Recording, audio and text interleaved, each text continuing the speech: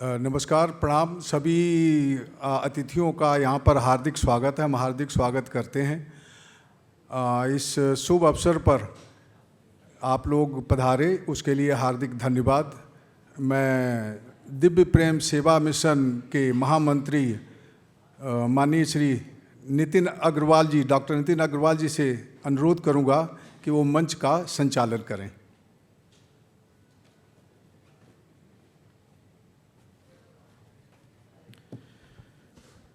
सभी को नमस्कार। दिव्य प्रेम सेवा मिशन की एनसीआर इकाई के द्वारा आयोजित इस सम्मेलन में आप सभी का स्वागत है। और इस स्वागत के इसमें पहले आयोजन को शुरुआत करने से पहले मैं अपने जितने भी विशिष्ट अतिथि हैं मैं उनको मंच पर आमंत्रित करूंगा। श्री प्रताप सोमवंशी जी, आप मंच पर आएंगे। आज के कार्यक्रम के अध्यक्ष श्री प्रेम शुक्ला जी, आज के मुख्य अतिथि श्री प्रियंक कानूनगो जी, दिव्य प्रेम सेवा मिशन के राष्ट्रीय अध्यक्ष श्री डॉक्टर आशीष गौतम जी, राष्ट्रीय संयोजक श्री संजय चतुर्वेदी जी, और दिल्ली एनसीआर इकाई के अपने सह संयोजक श्री जोगेंद्र जी से भी आग्रह है कि वो भी अपना स्थान ग्रहण करें।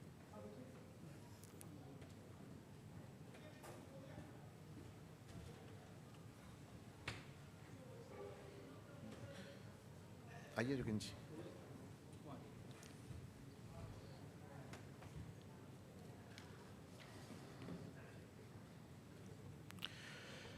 मैं बाहर इस हॉल के बाहर खड़े अपने सभी कार्यकर्ता बंधुओं से आग्रह करूंगा कि अपना स्थान ग्रहण करेंगे। आके सभी लोग अंदर आ जाएंगे और अपना स्थान ग्रहण कर लेंगे। तो कार्यक्रम की औपचारिक शुरुआत करते हुए आगे आ जाइए।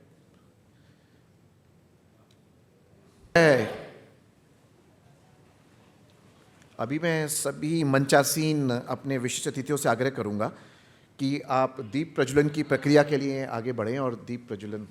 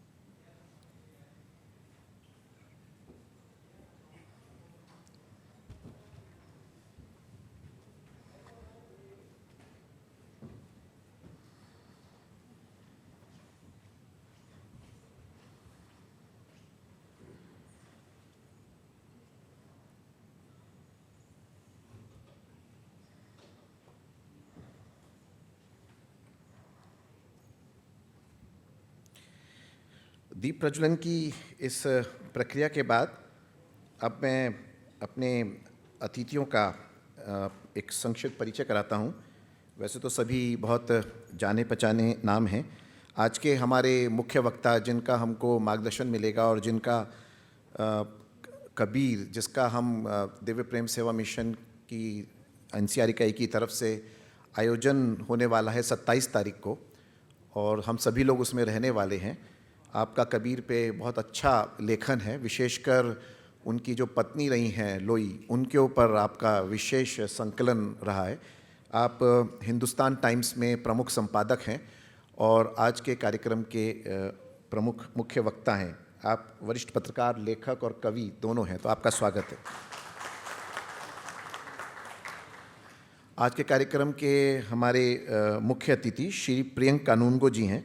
आप राष्ट्रीय बाल अधिकार संरक्षण आयोग उसके अध्यक्ष हैं और दिव्य प्रेम सेवा मिशन के प्रति अपने कार्यक्रमों में अक्सर आप अपना स्नेह रखते हैं। आज के हमारे कार्यक्रम के अध्यक्ष श्री प्रेम शुक्ला जी हैं। प्रेम शुक्ला जी को हम सभी लोग बहुत लंबे वक्त से जानते हैं। आप एक वरिष्ठ पत्रकार हैं और आजकल दिव्य प्रेम सेवा मिशन के अपने राष्ट्रीय संरक्षक के साथ साथ आजकल भाजपा के राष्ट्रीय प्रवक्ता भी हैं। हम सभी लोग उनको टीवी पर अक्सर देखते रहते हैं। आदरणीय आशीष गौतम जी, वैसे तो परिचय की आवश्यकता नहीं, हम सब उनको बहुत अच्छे से जानते हैं, उनका मार्गदर्शन लेते रहते हैं। दिव्य प्रेम सेवा मिशन के राष्ट्रीय अध्यक्ष हैं और आप बहुत लंबे समय से सेवा के कार्य में लगे हैं और ये जो पूरा दिव्य प्रेम सेवा मिशन है, जिसको हम संस्कार आधारित सेवा पे कार्य को चलाते हैं, उसके प्रेरणा पुंज हैं। और हम जितने भी यहाँ लोग बैठे हैं उनमें से अधिकतर लोग उनके मार्गदर्शन में इस संगठन संस्थान के साथ जुड़ते हैं और अपना सेवा दान वहाँ करते हैं। तो निश्चित रूप से एक बड़ा एक नाम जो कि हम सबका समय समय पे मार्गदर्शन करता रहता है। उसी कड़ी में ही दिव्य प्रेम सेवा मिशन के राष्ट्रीय संयोजक आदरणीय संजय चतुर्वेदी जी। संजय जी भी बिल्कुल युवा काल से ही, मैं तो जानता हूँ 1996-97 से ही, जब से दिव्य प्रेम सेवा मिशन की शुरुआत हुई तो हम लोग भी कॉलेज में पढ़ते थे। उसी वक्त से तब तो शादी भी नहीं हुई थी। उस समय से ही आके यूनिवर्सिटी की पढ़ाई पूरी करी और सेवा कार्य में वहीं लग गए और पूरा पूर्णकालिक तरीके से वहाँ कार्य किया और हम सबके साथ रहते हैं वहाँ पे। और तीसरा नाम अपना दिव्य प्रेम सेवा मिशन की अपनी जो NCR इकाई है, चूँकि ये पूरा कार्यक्रम का आयोजन NCR इकाई कर रही है, तो उसके अपने सह संयोजक श्री योगेंद्र जी, अपने आपका भी स्वागत है। NCR इकाई के अपने जो संयोजक हैं विनय चौधरी जी, वो थोड़ा इस वक्त अमेरिका गए हुए हैं, लेकिन वो 25 तारीख को आ जाएंगे, तो मुख्य कार्यक्रम में रहने वाले हैं सभी। अभी मैं परिचय के साथ साथ सभी से एक निवेदन करूंगा कि हम अपने मुख्य अतिथियों का स्वागत भी करेंगे। मैं श्री प्रताप सोमवंशी के स्वागत के लिए संतोष गुप्ता जी, उमेश निगम जी कानपुर और अदिति नारायण जी को आमंत्रित करूंगा कि वो उनका स्वागत करें।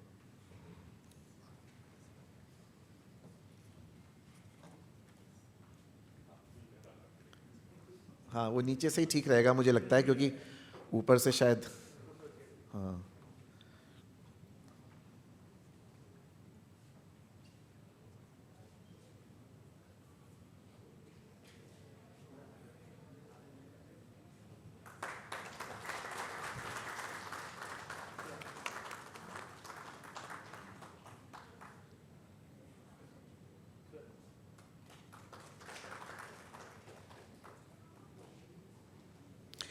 मैं अपने कार्यक्रम के मुख्य अतिथि श्री प्रियंक कानूनगो जी के स्वागत के लिए श्री राहुल मेहता जी, श्री पंकज जी रोहिणी और श्री राजेश गुप्ता जी ग्रेटर नोएडा को भी आमंत्रित करूंगा।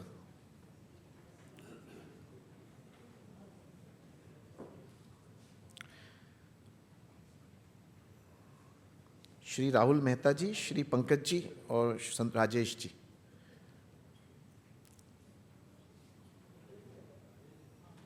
क्या हुआ राजेश जी, नाम?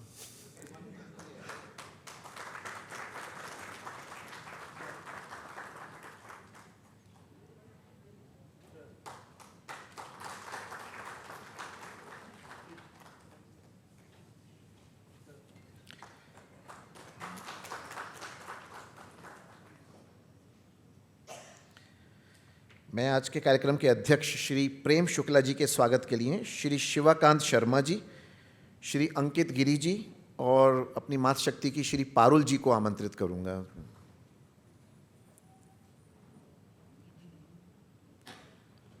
अंकित गिरी जी दिख तो रहे थे।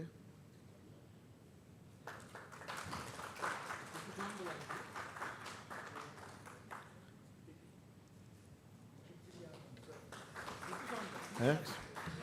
तो मैं राज जी से आमंत्रित, राज जी इसको बुलाऊंगा। राज जी आइए, आप स्वागत।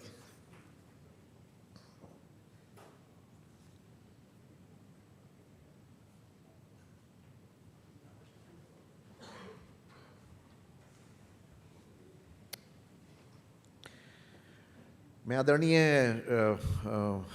डॉक्टर आशीष गौतम जी के स्वागत के लिए श्री विनोद गांधी जी, श्री आदेश यादव जी और श्री संदीप भाटी जी को आमंत्रित करूँगा।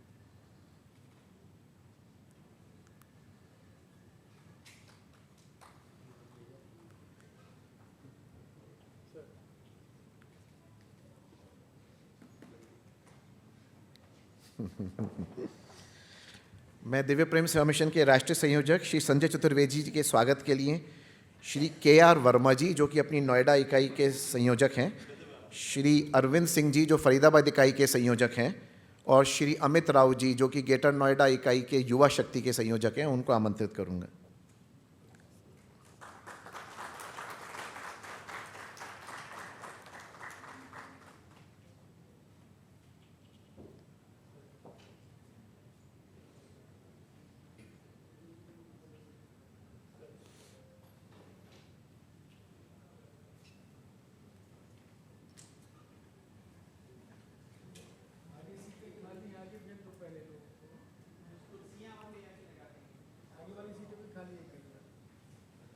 इधर आगे आ सकते हैं, कुछ लोगों के लिए यहाँ स्थान है, इधर प्लीज आके बैठ सकते हैं।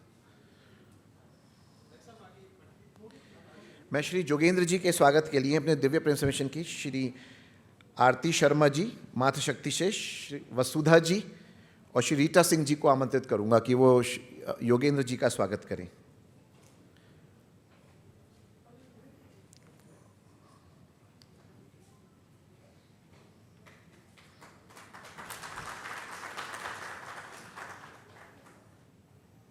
दिल्ली NCR में अपनी मातृशक्ति की इकाई भी बहुत तल्लीनता से अपना सभी सेवा कार्यों में लगते हैं, और इस नाते भैया का विशेष आग्रह रहता है कि मातृशक्ति को निश्चित रूप से हमें आगे रखना चाहिए।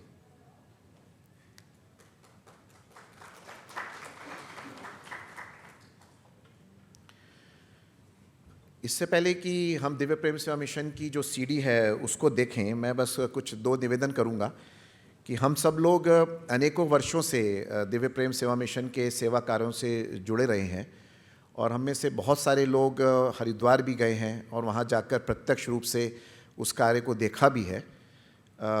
मेरा यही निवेदन रहेगा कि ये जो हम कार्यक्रम 27 जुलाई का कर रहे हैं, इसमें आप सभी लोग अब परिवार अपने पूरे परिवार को लेकर आए। एक बहुत प्रेरणादायक प्रसंग बहुत अच्छे से शेखर सेन जी रखते हैं इस विषय को, कबीर को।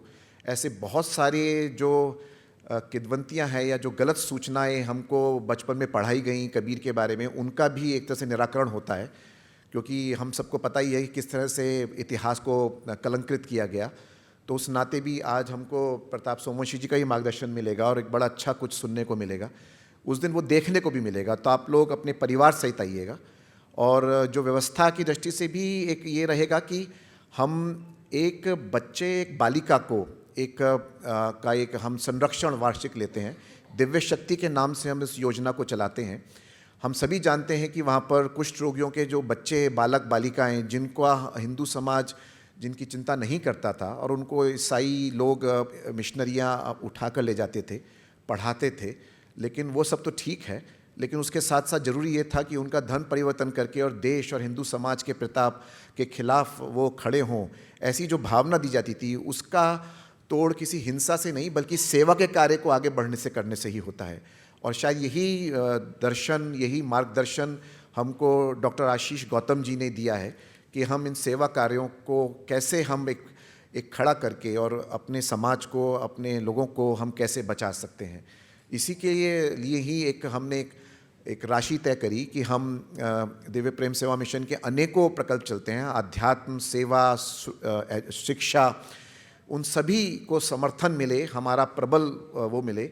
और हम केवल जब हरिद्वार जाएं तो वहाँ पर जो भिक्षा होते थे उनको केवल पूरी कचौड़ी खिलाकर या कुछ 50-100 रुपए देकर आ जाते हैं और हम सोचते हैं कि हमने बहुत बड़ा सेवा का काम कर लिया। ऐसी भावना से ऊपर उठकर कोई सतत काम हम कर पाएँ जीवन में ऑर्गेनाइज तरीके से, जिसमें कि वास्तव में हम उन लोगों की सेवा कर सकें। ऐसे दिव्य प्रेम सेवा मिशन के हम सब कार्यकर्ताओं से आग्रह है कि हम इस कार्यक्रम में भागीदार बने और दिव्य शक्ति जो कार्यक्रम, इसमें हम एक बच्चे का, बालिका का संरक्षण लेते हैं, उसमें खुद स्वयं, पति पत्नी और परिवार के और अपने जितने भी शुभचिंतक हैं उनको इसका सदस्य बनाएं और इसमें भागीदार बने। ये हम लोगों के लिए ईश्वर के आशीर्वाद से एक बहुत छोटा अमाउंट है और मुझे लगता है कि हम अगर चाहें तो निश्चित रूप से एनसीआर की तरफ से एक बड़ा एक कलेक्शन करके और दिव्य प्रेम सेवा मिशन के सेवा कार्यों के लिए दे सकते हैं। इसी तरह से ही हम वहाँ पर जैसे हम जानते हैं कि पहाड़ों में एक पलायन एक बड़ी समस्या रही है और उस पलायन की दृष्टि से रोकने के लिए राष्ट्रीय स्वयंसेवक संघ ने वहाँ पर 12 हॉस्पिटल्स की स्थापना करी और वो हॉस्पिटल्स बद्रीनाथ, केदारनाथ, गंगोत्री, यमुनोत्री जो 4 धाम की यात्रा होती है उसमें किस तरह से वहाँ के जो एक तरह से धर्म यात्रा करने जाते हैं, कई बार किसी को चक्कर आ गया, किसी को हार्ट की प्रॉब्लम हो गई, किसी को कोई और प्रॉब्लम हो गई, तो कोई देखने वाले चिकित्सक या इमरजेंसी को डील करने वाले लोग नहीं थे और अनेकों लोग अपने प्राण त्याग देते थे। उन सब की सेवा के लिए भी वहाँ पर अस्पताल बनाए हैं। तो दिव्य सेवा मिशन ने भी एक संकल्प लिया और संकल्प ये लिया कि हम वहाँ पर पहाड़ के बच्चों के लिए एक नर्सिंग और पैरामेडिकल का एक स्टाफ को क्रिएट करने वाले लोगों का एक संकल्प लेंगे और उसने नाते डिवाइन नर्सिंग और पैरामेडिकल स्कूल की स्थापना करी है, कॉलेज की स्थापना वहाँ पर की गई है, जहाँ पर ऐसे बच्चों को हम ट्रेन करेंगे जो जाकर वहाँ पर अपने ही गांव के पास ही जाकर और वो सेवा का कार्य कर पाएँ।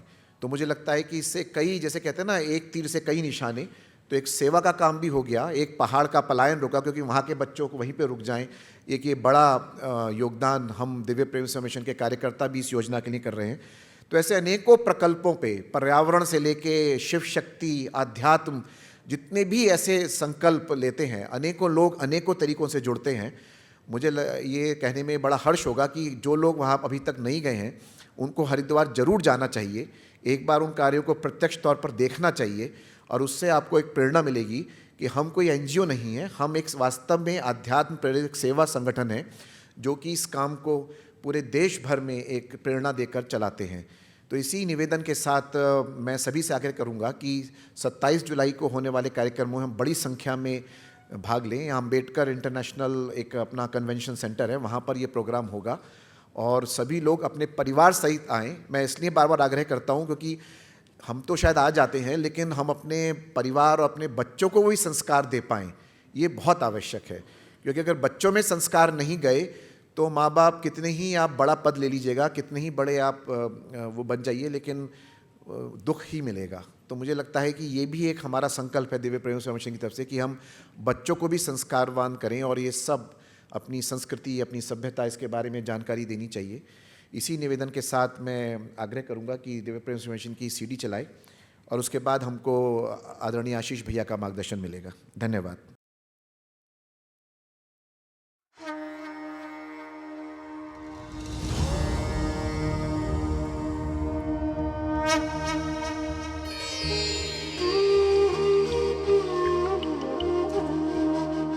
प्रेम केवल एक ही है, दिव्य प्रेम शाश्वत, वैश्व, सबके लिए, सभी अवस्थाओं में समान।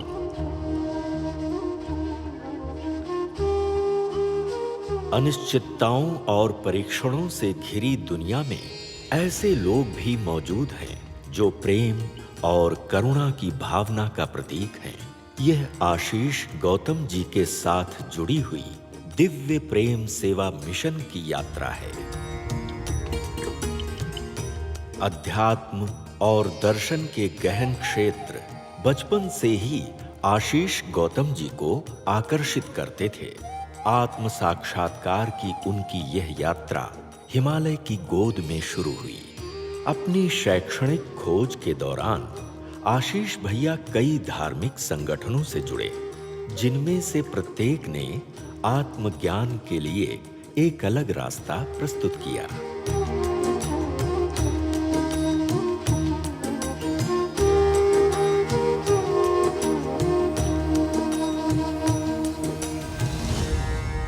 लगातार काफ़ी दिन हिमालय क्षेत्र में घूमने के बाद शीतकाल में हरिद्वार और हरिद्वार में कुछ आश्रमों में चुपचाप गोपनीय भाव से रहना, उस समय ही जहाँ पर हम लोग आज बैठे हैं चंडी घाट हरिद्वार में आना, जहाँ पर सैकड़ों संख्या में कुष्ठ रोगियों के परिवार झुग्गी झोपड़ी में कुछ आश्रम में रहते थे। कुष्ठ रोग के प्रति पिछले 50 वर्ष से जो गलत भ्रांत अवधारणा है कि ये रोग छुआछूत का है, पूर्व जन्म के पापों का फल है, आपका जीवन सार्थक इसमें हो सकता है कि हम इनके जीवन को कैसे सुख मिले, सुविधा मिले, संपन्नता मिले, जीवन यापन का सामर्थ्य मिले, उन पर काम करना 97 से प्रारंभ किया था चंडी घाट की झुग्गी झोपड़ी से। आशीष जी जब यहाँ आकर इस पुल के नीचे रिट्टी में बैठ गए सेवा करने के लिए, तब उनको पता नहीं था कि ये होने वाला है। दिव्य प्रेम सेवा मिशन इस आयोजन के साथ एक बड़े तबके को जोड़ने का कार्यक्रम बना रही है। समाज को जोड़ना, समाज को अच्छी दिशा में प्रेरित करने का एक प्रयास है। हम सबको इसके साथ जुड़ना होगा। मैं इस प्रयास के लिए आशीष जी को और उनकी पूरी टीम को हृदय से धन्यवाद देता हूं।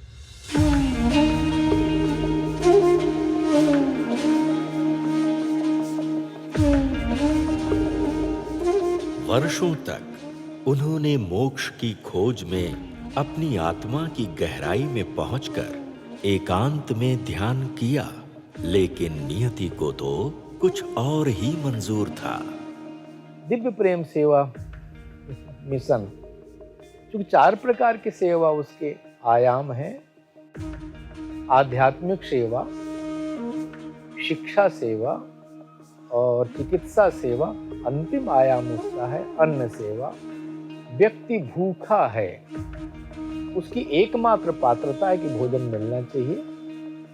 हमारे दिव्य प्रेम सेवा मिशन के तीनों केंद्र, वंदे मातरम कुंज हो, चाहे सेवा कुंज हो, चाहे नर्सिंग कॉलेज का हो, सभी स्थानों पर सामान्य जो भी आता है हरिद्वार में सम्मान के साथ में भोजन। और हम तो रोज कहते हैं कि कल पुनः आना प्रभु हमारे यहाँ पर। इस भाव से हम लोग ये सेवा कर रहे हैं। कभी मैंने भी कल्पना नहीं की थी कि शायद इस मिशन को लेकर के आशीष जी में जितनी संकल्प और सेवा की भावना है वो इस रूप में समाज के सामने प्रदर्शित होगी।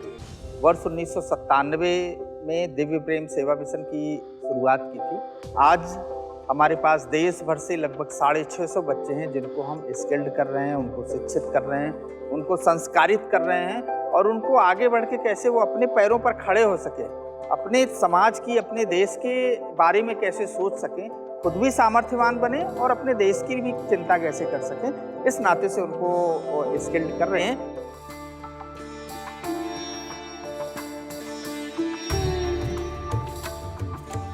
उत्तर भारत के केंद्र में स्थित दिव्य प्रेम सेवा मिशन एक अभयारण्य के रूप में कार्य करता है, जहां प्यार, देखभाल और आशा का वातावरण है। दिव्य प्रेम सेवा मिशन एक पवित्र वातावरण को बढ़ावा देती है, जहां बच्चों को सिर्फ शारीरिक रूप से नहीं बल्कि मानसिक और आत्मिक रूप से भी पोषित किया जाता है। यहाँ शिक्षा केवल व्यावहारिक नहीं है, यह आत्मज्ञान का मार्ग है जो एक उज्जवल और आध्यात्मिक रूप से अनुकूल भविष्य को बढ़ावा देती है। कुष्ठ रोगी के बारे में भ्रांत अवधारणा दूर होना। प्रथम तो समाज में कुष्ठ रोग, कुष्ठ रोगी के प्रति, कुष्ठ रोगी परिवार के प्रति, उसके बालक बालिका के प्रति भ्रांत धारणा दूर हो। दूसरी जरूरत है कुष्ठ रोगी की चिकित्सा की। कुष्ठ रोग के कारण से शरीर में जो विकलांगता है, दिव्यांगता है, वो कैसे दूर हो। रोज मलहम करना, रोज पट्टी करना, रोज घाव साफ करना, रोज उनको दर्द निवारक दवाएं देना, एंटीबायोटिक दवाएं देना, कुष्ठ रोग निवारण की दवाएं देना, ऐसे सैकड़ों कुष्ठ रोगियों के लिए चलने वाला हमारा नियमित हॉस्पिटल समिधा सेवार्थ चिकित्सालय के नाम से, जो इनके बालक बालिका हैं, इनका योग्य एजुकेशन, तो इसके लिए छोटे स्कूल अनेक प्रकार के, फिर जिस बालक में जो क्षमता है, सामर्थ्य है, उसके अनुसार स्किल डेवलपमेंट, कौशल विकास का हो, फिर पैरामेडिकल, नर्सिंग और डॉक्टर तक उनको ले जाना, खेल जगत से जोड़ना, सामान्य समाज की जितने प्रकार की गतिविधियां होती हैं, उन गतिविधियों के द्वारा, संस्कारों के द्वारा, सक्रियता के द्वारा समाज की, देश की मुख्य धारा में जोड़ना, ताकि ये उसको ठप्पा न लगे कि कुष्ठ रोगी बालक है, अनुवांशिक है। इसलिए इस प्रकार के 4 प्रकार के आयामों में 27 से ज्यादा प्रकल्प चलाते हैं। जरूरतमंद लोगों के लिए दिव्य प्रेम सेवा मिशन उपचार शिविरों का आयोजन करती है, जहां अमीर या गरीब, पुरुष या महिला, युवा या बुजुर्ग, सभी के साथ समान देखभाल और स्नेह का व्यवहार किया जाता है। जब मैं 4 साल का था तो एक संस्थान ऋषिकेश में, गीता भवन, उन्होंने मुझे यहाँ पे ड्रॉप किया और उसके बाद से मेरी पढ़ाई यहीं से शुरू हुई। उसी समय मेरा आशीष भैया के संपर्क माना हुआ। हम उनको अपना एज ए पिता समान मानते हैं, क्योंकि उन्हीं की ग्रोइंग में हम आगे बढ़े हैं, सीखा है उनसे ही। और साथ में एज ए धार्मिक हमारी जो प्रवृत्ति है, जिसका विकास हुआ, उन्हीं के कारण हुआ। हम चाहते हैं कि दिव्य प्रेम सेवा मिशन से जो भी जुड़े, इस भाव से ही जुड़े, इस सेवा साधना संबोधि की दृष्टि रहे, शिव ज्ञान से जीव सेवा का भाव रहे, यानी समग्र जीव सृष्टि के प्रति अपना कर्तव्य बोध, दायित्व बोध की कैसे सुख पूर्वक अपनी अपनी जीवन यात्रा करे, सेवा भाव से इस देश के लाखों लोगों को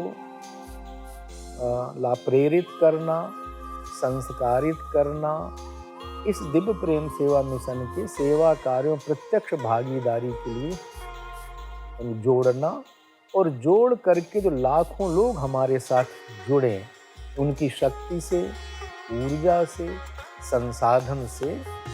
अभी तो काम छोटा है, ये काम बट वृक्ष के रूप में अभी, लेकिन जो है इसकी शाखाएं और प्रशाखाएं देश और विदेश में जाएं, इसीलिए हम लोग लगातार एक गति से परमपिता परमेश्वर का आह्वान करते हुए केवल काम करते हैं। जो काम उसको लेना होगा हमसे, वही शक्ति देगा, ऊर्जा देगा, सामर्थ्य देगा। हम तो कुल कठपुतली के रूप में काम करते रहेंगे।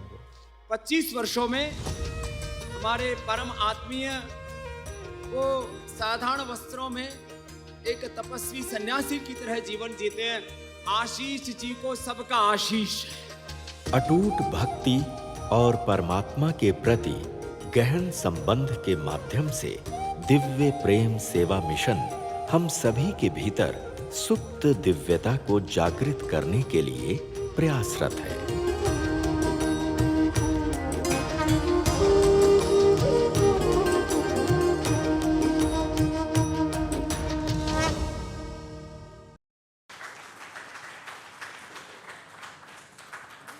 सभी मंचासीन अतिथियों से आग्रह है कि आप अपना स्थान ले लेंगे।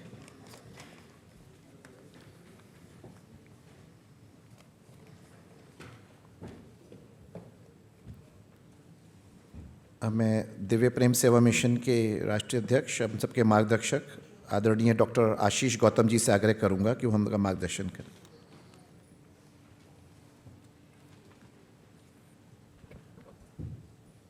एक बार सब लोग अपना फ़ोन देख लीजिए, घंटी ना बजे तो अच्छा। अभ्यास आज से ही, चूँकि श्रद्धेय शेखर सेन जी के कार्यक्रम घंटी बजती है खुद खड़े हो जाते हैं कि अब मैं कार्यक्रम नहीं कर पाऊँगा, इसलिए अभ्यास आज से ही। अभी कई लोग घंटी बज रही है, अभी दिख रहा है।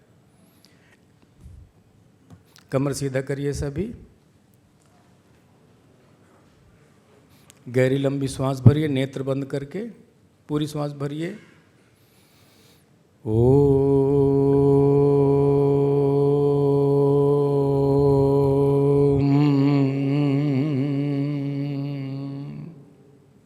एक बार पुनः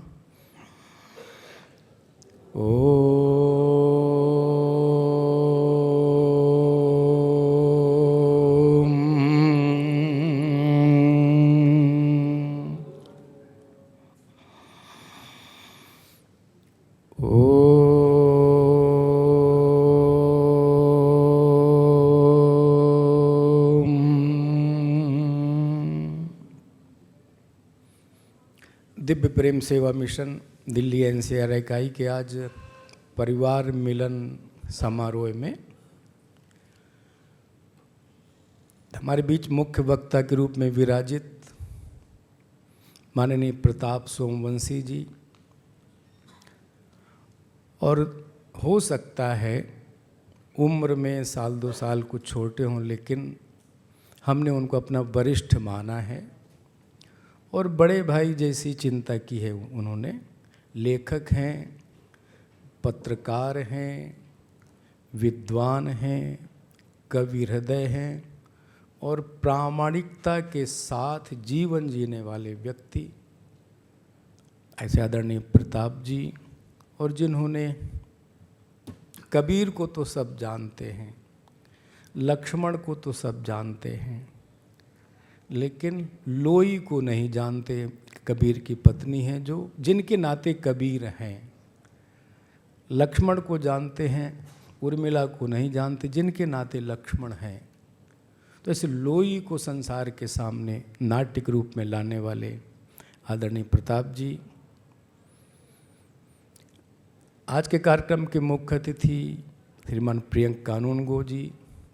जिस क्षेत्र में हम लोग काम करते हैं उस क्षेत्र का अध्ययन, चिंतन, प्रशासनिक अनुभव, लेखन, वक्तृत्व कला के धनी, और अभी पहली बार जब इस कार्यक्रम के संदर्भ में उनसे मिला, लगा नहीं कि पहली बार मिले हैं। ऐसे प्रियंक जी हमारे कार्यक्रम के माननीय अध्यक्ष, वरिष्ठ पत्रकार, भारतीय जनता पार्टी के राष्ट्रीय प्रवक्ता, दिव्य प्रेम सेवा मिशन के माननीय संरक्षक, और निजी जीवन में जो सुख दुख की जिनसे चर्चा करते हैं, सुख दुख की हम लोग, ऐसा पूर्ण दिव्य प्रेम सेवा मिशन के लिए जिनका समर्पण, प्रत्यक्ष मार्गदर्शन, और हमारे सेवा मिशन के माननीय संरक्षक, राष्ट्रीय प्रवक्ता बीजेपी माननीय प्रेम शुक्ल जी। मंच पर विराजित दिव्य प्रेम सेवा मिशन के संयोजक, प्रयाग विश्वविद्यालय से MA-LLB करके स्वामी विवेकानंद विचार दर्शन से प्रभावित, विवेकानंद केंद्र, अखिल भारतीय विद्यार्थी परिषद जैसे सामाजिक आध्यात्मिक जगत के संगठनों में प्रत्यक्ष काम किया, और दिव्य प्रेम सेवा मिशन का संयोजन आज जो भी उसका स्वरूप सामने खड़ा है, स्ट्रक्चर उसका, उसके डिज़ाइनर, आर्किटेक्ट ऐसे संजय चतुर्वेदी जी, दिव्य प्रेम सेवा मिशन के महामंत्री डॉक्टर नितिन अग्रवाल जी, ब्लिश आयुर्वेदा नाम से विश्व प्रसिद्ध आयुर्वेद का रिसर्च सेंटर, पंचकर्म का सेंटर, औषधियों का, गुणवत्तापूर्ण औषधियों का उत्पादन संपूर्ण विश्व के 40-50 देशों में जिनको भेजना है, विश्व आयुर्वेद परिषद के राष्ट्रीय उपाध्यक्ष, और छात्र जीवन से जैसे संजय चतुर्वेदी जी, उन्हीं में से डॉक्टर नितिन अग्रवाल जी एक दिव्य प्रेम सेवा मिशन की महत्वपूर्ण भूमिका में हैं। ठीक आखिरी में बैठे श्रीमान जोगेंद्र राठौर जी, कागज के क्षेत्र, व्यवसाय के क्षेत्र में अंतर्राष्ट्रीय क्षितिज का नाम, फर्रुखाबाद का जन्म, आपके बड़े भाई वहाँ से विधायक, जब से जुड़े हैं हम लोग 10-12 साल से, तन मन धन सब प्रकार की सक्रियता, NCR दिल्ली क्षेत्र के हमारे माननीय सह संयोजक। मंच के नीचे हमारे कई महत्वपूर्ण व्यक्ति हैं, जैसे हमारे आदरणीय विनोद गांधी जी जो दिव्य प्रेम सेवा मिशन के दिल्ली NCR इकाई के माननीय संरक्षक हैं, झंडेवाला ट्रस्ट का प्रबंधन देखते हैं। तन मन धन जहाँ भी रहें, जिस अवस्था व्यवस्था में रहे, वहाँ की एक एक चिंता क्या ज़रूरत है, फ़ोन करके, हम लोगों को साहस नहीं पड़ता, बहुत वरिष्ठ हैं हमारे बीच, लेकिन खुद चिंता करना किस सामान की ज़रूरत है, अपने संसाधनों से भेजना और करना। ऐसे दिव्य प्रेम सेवा मिशन के कई महत्वपूर्ण ट्रस्टीज हमारे बीच हैं। श्रीमान राहुल मेहता जी आज के कार्यक्रम के जो संयोजक हैं, और इंग्लैंड से सीधे हवाई अड्डे से यहाँ पर बैठ गए आकर के। ये कमिटमेंट का प्रभाव है। ऐसे हमारे ट्रस्ट के मंत्री श्रीमान संतोष गुप्ता जी, सब लोग जानते हैं, कई बैठकों में इन्वॉल्व में आपका मार्गदर्शन करते हैं, युवा शक्ति के मार्गदर्शक हैं खास तौर पर। उमेश निगम जी कानपुर से ट्रस्ट के मंत्री हैं, मंत्री के रूप में।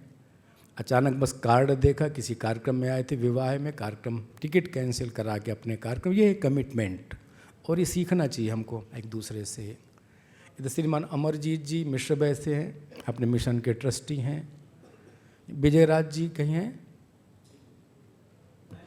हाँ, विजय राज जी मेरठ अंचल के हमारे संयोजक और ट्रस्टी। श्रीमान चंद्र प्रकाश चौहान जी हैं कहीं? चंद्र प्रकाश चौहान जी मेरठ अंचल के माननीय प्रभारी।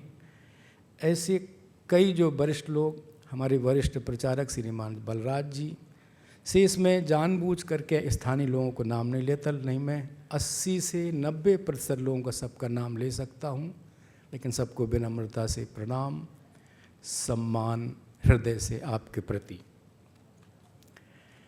कार्यक्रम का नाम रखा है आपने परिवार मिलन। परिवार कोई असेंबलिंग नहीं है, परिवार कोई ठोक पीट करके बनाया गया कोई ढांचा नहीं है। परिवार के लिए त्याग लगता है, समर्पण लगता है, विश्वास लगता है, तप लगता है, और एक दूसरे की कमियां, तब परिवार चलता है। जब हम दूसरे की कमियों को आवश्यकता से ज़्यादा अवॉइड करते हैं, भूलते हैं, और आवश्यकता से ज़्यादा अपने परिवारी जनों को सम्मान कर, जिस योग्य सम्मान का पात्र है उससे ज़्यादा सम्मान करते हैं, तब परिवार व्यवस्था चलती है। दुर्भाग्य है, जिस माने ब्रिटिश इतिहासकार ड्यूक ने कहा कि भारत की परिवार परंपरा संपूर्ण विश्व के लिए आदर्श हो सकती है, उसी परिवार परंपरा पर आज कुठाराघात है, छिन्न भिन्न हो रही है। मैं नहीं जाऊंगा आंकड़ों पर। तो दिव्य प्रेम सेवा मिशन अपने कार्य को शुरुआत से, आज से नहीं, ना 27 वर्ष पहले से हर बात में दिव्य प्रेम सेवा मिशन परिवार लिखता है। परिवार में सब कुछ मिलता है, बाजार में सब कुछ बिकता है। और हमारे श्रद्धेय प्रियंक जी बैठे हैं, उनकी पुस्तक है पिंजर द केस करके, ये रखी है मेरे सामने। उन्होंने देश भर के कई संस्थान जो बच्चों की सेवा के नाम पर चलते हैं, लड़के लड़कियों के नाम पर चलते हैं, और वो संस्थान किसी के जन्मदिन पर और मृत्यु का भोज जब आएगा, 3 बजे 4 बजे तक बैठ करके भूखे पेट 5-7 साल के बच्चे, नौनिहाल बच्चे गेट की तरफ देखते हैं कि कौन आज भोजन लेके आएगा। हो सकता है ना भी आ जाए। यानी आपने छात्रावास तो बनाया, विद्यालय तो बनाया, शिक्षण संस्थान बनाया, लेकिन आपने उसको परिवार नहीं माना।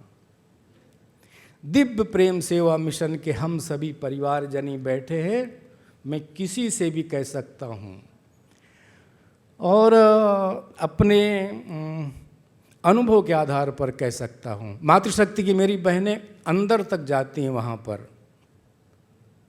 आपके द्वारा पालित पोषित बच्चों का कितना सम्मान है, कौन सा संस्कार। हमारे यहाँ तय है, कोई मृत्यु भोज का भोजन नहीं करेगा हमारा, ना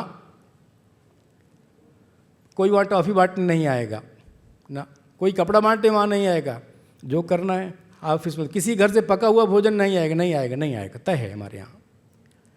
इसलिए हमने एक एक चीज़ को आपको परिवार माना है। आपने दिव्य प्रेम सेवा मिशन के हर काम को अपना परिवार माना है, और इसीलिए ये समाज की व्यवस्था, समाज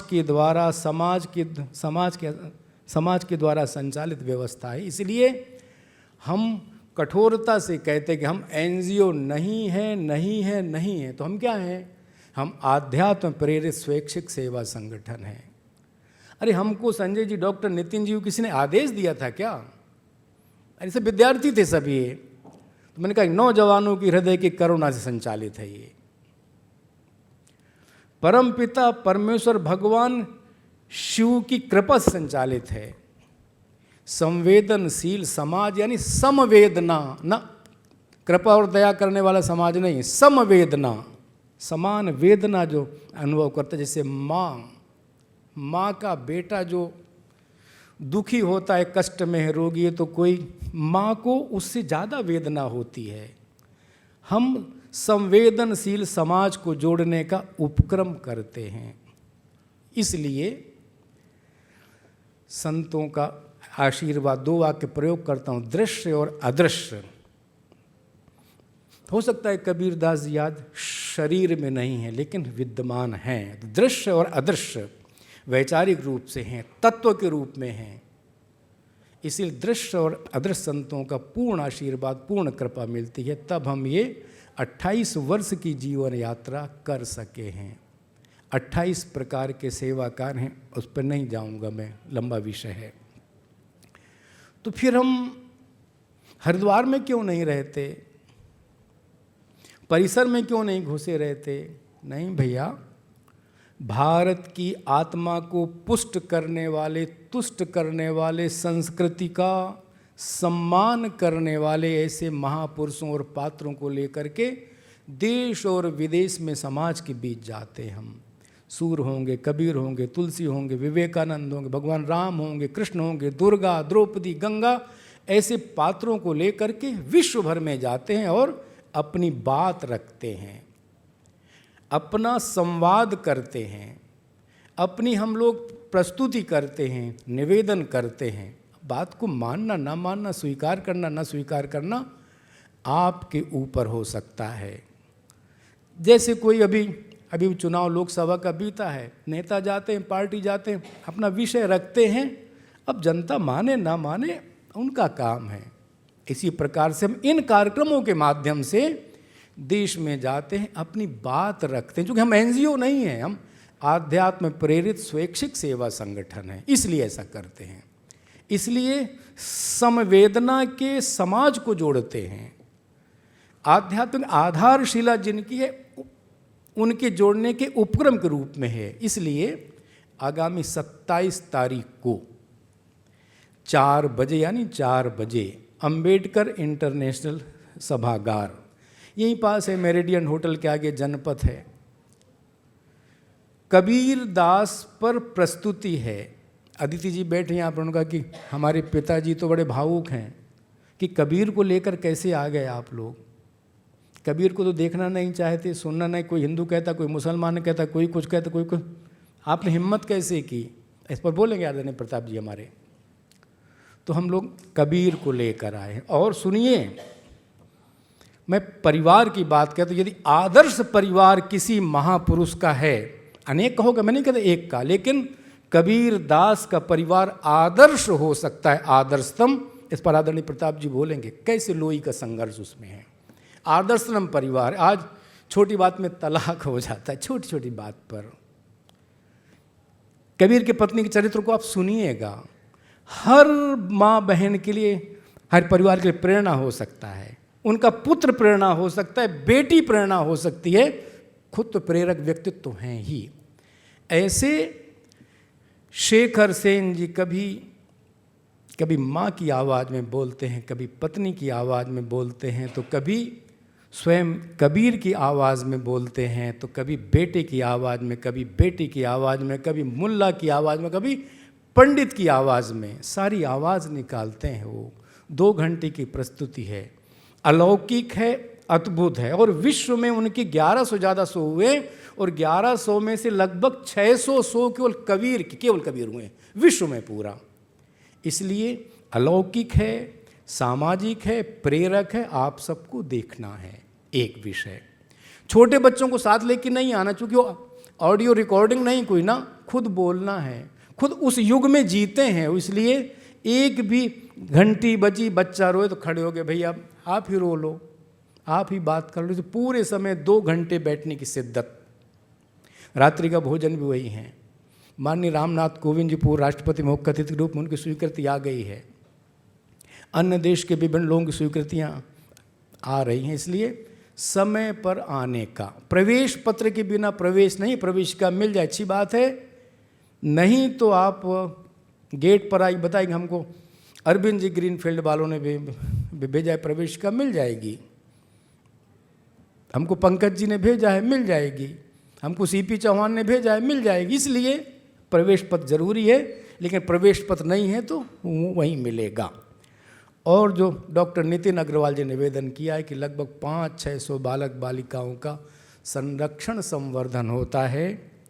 एक बालक के पालन के लिए टोकन मनी, हम सभी परिवार वाले हैं, परिवार मिलन हो रहा है, अपने बच्चे पर कितना खर्च होता है मुझे नहीं, आप हिसाब ज़्यादा जानते हो। एक बालक के लिए टोकन मनी 25,000 रुपये रखी गई है। ऐसे 200-250 लोग इस कार्यक्रम के माध्यम से 25,000 देने वाले लोग खड़े किए जाएं, वो लोग परिवार सहित आएं।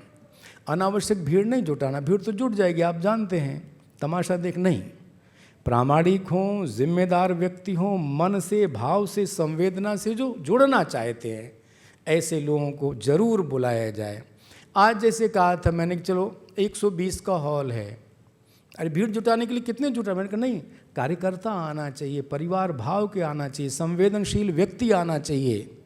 इसलिए आप वही सब लोग बैठे, कोई बाहर का नहीं बैठा, अपने परिवार है, आप लोग आए, आपके प्रति आभार व्यक्त करता हूँ, सम्मान व्यक्त करता हूँ। आगामी 6 दिन का समय है, 6 दिन में सब लोग काम पर लगिए, कन्विंस करिए लोगों को, और कन्विंस करते हैं अगर तो सामान्य विद्यार्थी भी, जैसे शिवम चौहान बैठे, सामान्य विद्यार्थी कार्यकर्ता भी 10 लोगों को जोड़ लेता है। ऐसे सबसे निवेदन, निकलिए, सबको जोड़िए, कन्विंस करिए और अपना 27 के कार्यक्रम में आइए। सबका स्वागत, सम्मान तीनों महापुरुषों के प्रति। चूँकि रोज़ ही मंच में जाना पड़ता है, कहीं ना कहीं मिलते हैं, लेकिन मैं आज बहुत सत्यवाद विश्वास के साथ कहता हूँ, ऐसा गरिमा में मंच जो अनुभव युक्त हैं, अनुभूति युक्त हैं, तीनों ही लेखक हैं, तीनों ही विद्वान हैं, तीनों ही पत्रकारिता के क्षेत्र के हैं, तीनों अच्छे वक्ता हैं। लेकिन वक्ता तो कोई होता है, लेकिन तीनों के जीवन में प्रामाणिकता है। ऐसे तीनों प्रामाणिक व्यक्तित्वों को प्रणाम करता हुआ, आप सबके पर सम्मान व्यक्त करता हुआ अपनी वाणी को विराम देता हूँ। बहुत बहुत धन्यवाद, शुभकामनाएं सबको।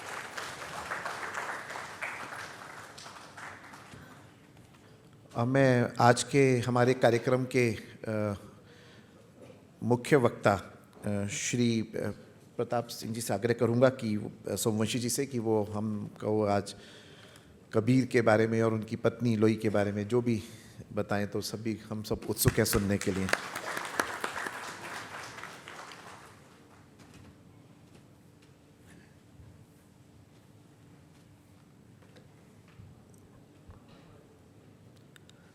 आप सबको प्रणाम। आदरणीय आशीष भैया, प्रेम शुक्ला जी, प्रियांक कानूनगो जी, संजय जी, नितिन जी, राठौर साहब, अभी जब फिल्म चल रही थी तो नितिन जी ने मुझसे नीचे कहा कि आप 30 मिनट तक बोल सकते हैं। तो मैंने कहा ठीक है, मैं उसी में 30 मिनट में यूँ तो आप कबीर पे बोलें, शेखर सेन की प्रस्तुति पे बोलें, लोही पे बोलें, या इस जो परिवार यहाँ इकट्ठा हुआ है, मिशन के लोग, इन पे बोलें। इन सब पे 1-1 घंटे बोला जा सकता है, और मैं बोलता भी रहता हूँ, लेकिन सब पे बोलूँगा तो संक्षेप करके मैं इसके 4 हिस्से रखता हूँ। कि ये आशीष भैया ने बताया कि मिशन के तहत अभी तक तमाम सारे जो आयोजन होते थे उनमें कबीर को एक अलग तरह से देखा जाता है हमारे समाज में। लेकिन मुझे सबसे अच्छा लगा, क्योंकि कबीर उसी तट से आते थे काशी के जहाँ सारी धाराएं थीं। कबीर के गुरु कौन थे? रामानंद। तो आप सोचिए, तो हमारे जो समाज में, हमारे जो परिवेश में अगर इस तरह के संवाद, इस तरह के विचार, इनका आदर नहीं होगा तो हम एक तार्किक समाज नहीं बना पाएंगे। तो तार्किक समाज बनाने के लिए ये एक बहुत बड़ी पहल है, एक बहुत बड़ा कार्य है जो आज इस आयोजन के जरिए और ये जो शेखर सेन जी की जो प्रस्तुति है उसके जरिए पूरा होगा। मैं सोच रहा था कि कबीर से आशीष भैया कैसे जुड़ते हैं या दिव्य प्रेम सेवा मिशन कैसे जुड़ता है कि कबीरा खड़ा बाज़ार में लिए लुकाठी हाथ, जो घर जा रहे अपना चले हमारे साथ। तो मुझे लगता है कि जब खड़े रहे आशीष भैया अब से 30 वर्ष पहले, तो यही तो भाव रहा होगा। इसी भाव से संजय जी अपना घर जला के आ गए, तमाम सारे लोग आए और उससे जुड़े। तो घर जलाने का मतलब अपना भौतिक घर फूंकना नहीं था, अपने भीतर जो विलासिता, भीतर के जो भाव थे, लोभ थे, उनसे जो है उनसे जीतना और किसी एक बड़े कॉज के लिए लग जाना। तो आप सोचिए कि मैं परोक्ष रूप से, प्रत्यक्ष रूप से तकरीबन 1999 के आसपास से आशीष भैया से जुड़ा हूँ। कैसे एक संकल्प इतना बड़ा आकार लेता है, कैसे एक संकल्प जब आपके परिवार में शामिल होता है, आप सब इसको अनुभव और अनुभूति रखते होंगे, तो पूरे परिवार में वो घुल जाता है। आज मेरे लिए मिशन का एक अर्थ है, मेरी पत्नी के लिए, वो अभी आई हैं मेरे साथ, उनके लिए मिशन का एक अर्थ है, मेरे बच्चे के लिए अर्थ है। तो यानी पीढ़ियों के साथ जो ये परिवार बना है, तो मुझे लगता है कि हम लोगों के जाने के बाद भी ये परिवार इसी तरह उत्तरोत्तर बढ़ता जाएगा और आगे समाज में अपनी दशा दिशा बनाता जाएगा। कबीर और शेखर सेन, देखिए शेखर सेन के कबीर को आप दो कबीर हैं, एक कबीर हैं भक्त कबीर और एक कबीर हैं जिनको हम भगवान कबीर बना रहे हैं लोग। शेखर सेन ने सबसे बड़ा काम किया कि कबीर को भक्त ही रहने दिया, भगवान नहीं होने दिया। तो उनका एक बहुत बड़ा काम ये है कि कबीर को भक्त रहने दिया। और कबीर, मैं बार बार कहता हूँ कि कबीर जो है 10 उंगलियों वाले संत थे जो काम करना सिखाते थे, जुलाहे थे। वो 5 उंगलियों से आशीर्वाद ही नहीं देते थे, सिर्फ 3 उंगलियों से लिखते पढ़ते नहीं थे, बल्कि पूरी 10 उंगलियाँ हमारे काम में आए। हम कैसे अपनी उपयोगिता, अपना जीवन कैसे जिएं और इसी तरह से गृहस्थ के तौर पे, परिवार के तौर पे, घर के तौर पे हम रहें। और इसलिए कबीर एक पूर्ण संत, पूरी तरह से हमारे पूरी ऋषि परंपरा रही है कि जो गृहस्थ लोग थे, तो जिन्होंने कृषि के तमाम सारे अन्वेषण किए, तमाम सारे विचार देने के साथ साथ, तो उसी तरह से कबीर जो है एक अलग अपनी एक धारा बनाई और उस धारा में एक अंतरधारा बही और उस अंतरधारा वो आज तक हमारे सबके भीतर प्रवाहित है और चल रही है। कबीर के जीवन से आप सोचिए कि एक व्यक्ति जो पूरे जीवन चमत्कारों का निषेध करता रहा, पूरे जीवन चमत्कारों के विरुद्ध बात करता रहा, पूरे जीवन हमने उसके जीवन में चमत्कार जोड़ दिया। 1910 में एक व्यक्ति थे फ्रैंकलिन अर्नेस्ट कोई, उन्होंने क्या किया कि 1910 से 1920 तक इस देश के समस्त कबीर मठों में वो घूमे और वहाँ उन्होंने 1910 से 1920 तक वो पूरे देश में तब क्या साधन रहे होंगे, कैसे गए होंगे, कहाँ कहाँ पैदल गए होंगे, छत्तीसगढ़, नागपुर, और बनारस वगैरह तो गए ही थे, सब जगह जहाँ जहाँ कबीरपंथी थे वहाँ वो आए। तो उन्होंने कहा, उन्होंने जो पुस्तक लिखी कबीर एंड हिज फॉलोअर्स, वो लिखी 1930 में, क्योंकि उन्होंने 1921 में अपनी पीएचडी दाखिल की लंदन में, और उनकी जो पीएचडी है 1930 में पूरी हुई। तो 1930 में जो उनकी पुस्तक आई, तो उस पुस्तक में उन्होंने लिखा कि कबीर के जो भक्तजन हैं वो ऐसे भी हो गए हैं कि अगर आपके गले की कंठी टूट जाए तो जब तक आपको शोधित तुलसी की माला बाकायदा पूजा करके और वैसे न मिले तब तक आपको खाना न दिया जाए। तो आश्रमों में ये सब व्यवस्था लागू हो गई थी। तो एक व्यक्ति कितना तार्किक उसका जीवन था, वो विचार की बात करता था, उसको हमने दुनिया भर के आडंबरों में बांध दिया। तो ज़रूरत थी कि उस आडंबरों को हटाया जाए और एक तार्किक कबीर, एक रेशनल कबीर को सामने रखा जाए। और उस कबीर को रखने के लिए शेखर सेन आए, और शेखर सेन जैसे तमाम और भी हमारे विचारक आए। लेकिन शेखर सेन का काम इसलिए बड़ा है कि वो कलामर्मज्ञ हैं, कलावंत हैं। तो उन्होंने उसकी एक नाट्य प्रस्तुति तैयार की, चूँकि नाटक सबसे ज़्यादा सरल तरीके से आपके पास पहुंच जाता है, चूँकि पात्र वहाँ जीवित हो जाता है। और आप देखेंगे उस 2 घंटे की प्रस्तुति में कि वो पात्र कैसे जीवित हो उठता है। मैंने जो लोई पे काम किया, मैंने पुस्तक में भी लिख के स्वीकारा है कि यह शेखर सेन के नाटक से प्रेरित है। वह जो प्रेरणा थी, सन 2011 में श्रद्धेय प्रभाष जोशी जी की पुण्यतिथि का आयोजन था, पहला आयोजन। मैं और प्रतिमा जी हम जैसे सभागार में दाखिल हो रहे थे, शेखर सेन लोई बन के संवाद बोल रहे थे। शेखर सेन लोई के तौर पे कहते हैं कि मैं तुमसे प्रेम नहीं करती, मैं साहूकार के बेटे से प्रेम करती हूँ। तो कबीर कहते हैं अच्छा चलो हम तुम्हें उससे मिला लाते हैं। तो मैंने सोचा कि ये कौन सी स्त्री होगी जो इस तरह से कह रही है, और उससे बड़ा ये कौन सा पुरुष है उसके भीतर ये संवाद है, और क्या स्त्री पुरुष के भीतर भारतीय समाज में इस तरह के संवाद संभव थे। तो वो कौन थे मैकाले साहब? अभी मैं उनका बैठे बैठे उनका साल भूल गया था, तो मैं गूगल पे चेक कर रहा था। तो 1800 में उनकी पैदाइश थी, लॉर्ड मैकाले की। तो 240 वर्ष के होते, अभी ज़्यादा से ज़्यादा होते। तो 240 साल का एक व्यक्ति मान लीजिए, वो अभी जीवित ही हूँ, इस तरह से सोचिए।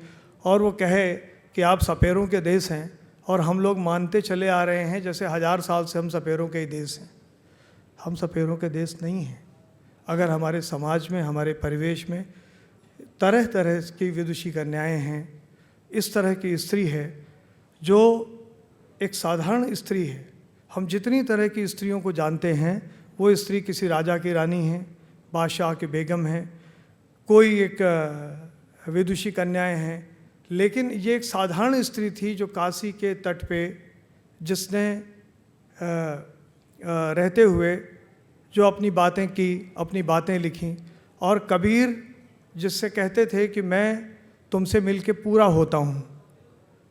तो एक समाज, एक परिवार, एक परिवेश इस तरह से बनता है। तो कबीर सिर्फ हमें मोक्ष की बात नहीं बताते, कबीर हमें जीवन की बात बताते हैं। और कबीर हमें बताते हैं कि कैसे परिवार के साथ जीना बताते हैं, और परिवार के साथ जीना हमें लोई ज़्यादा बताती है, और वो कबीर को भी बताती है।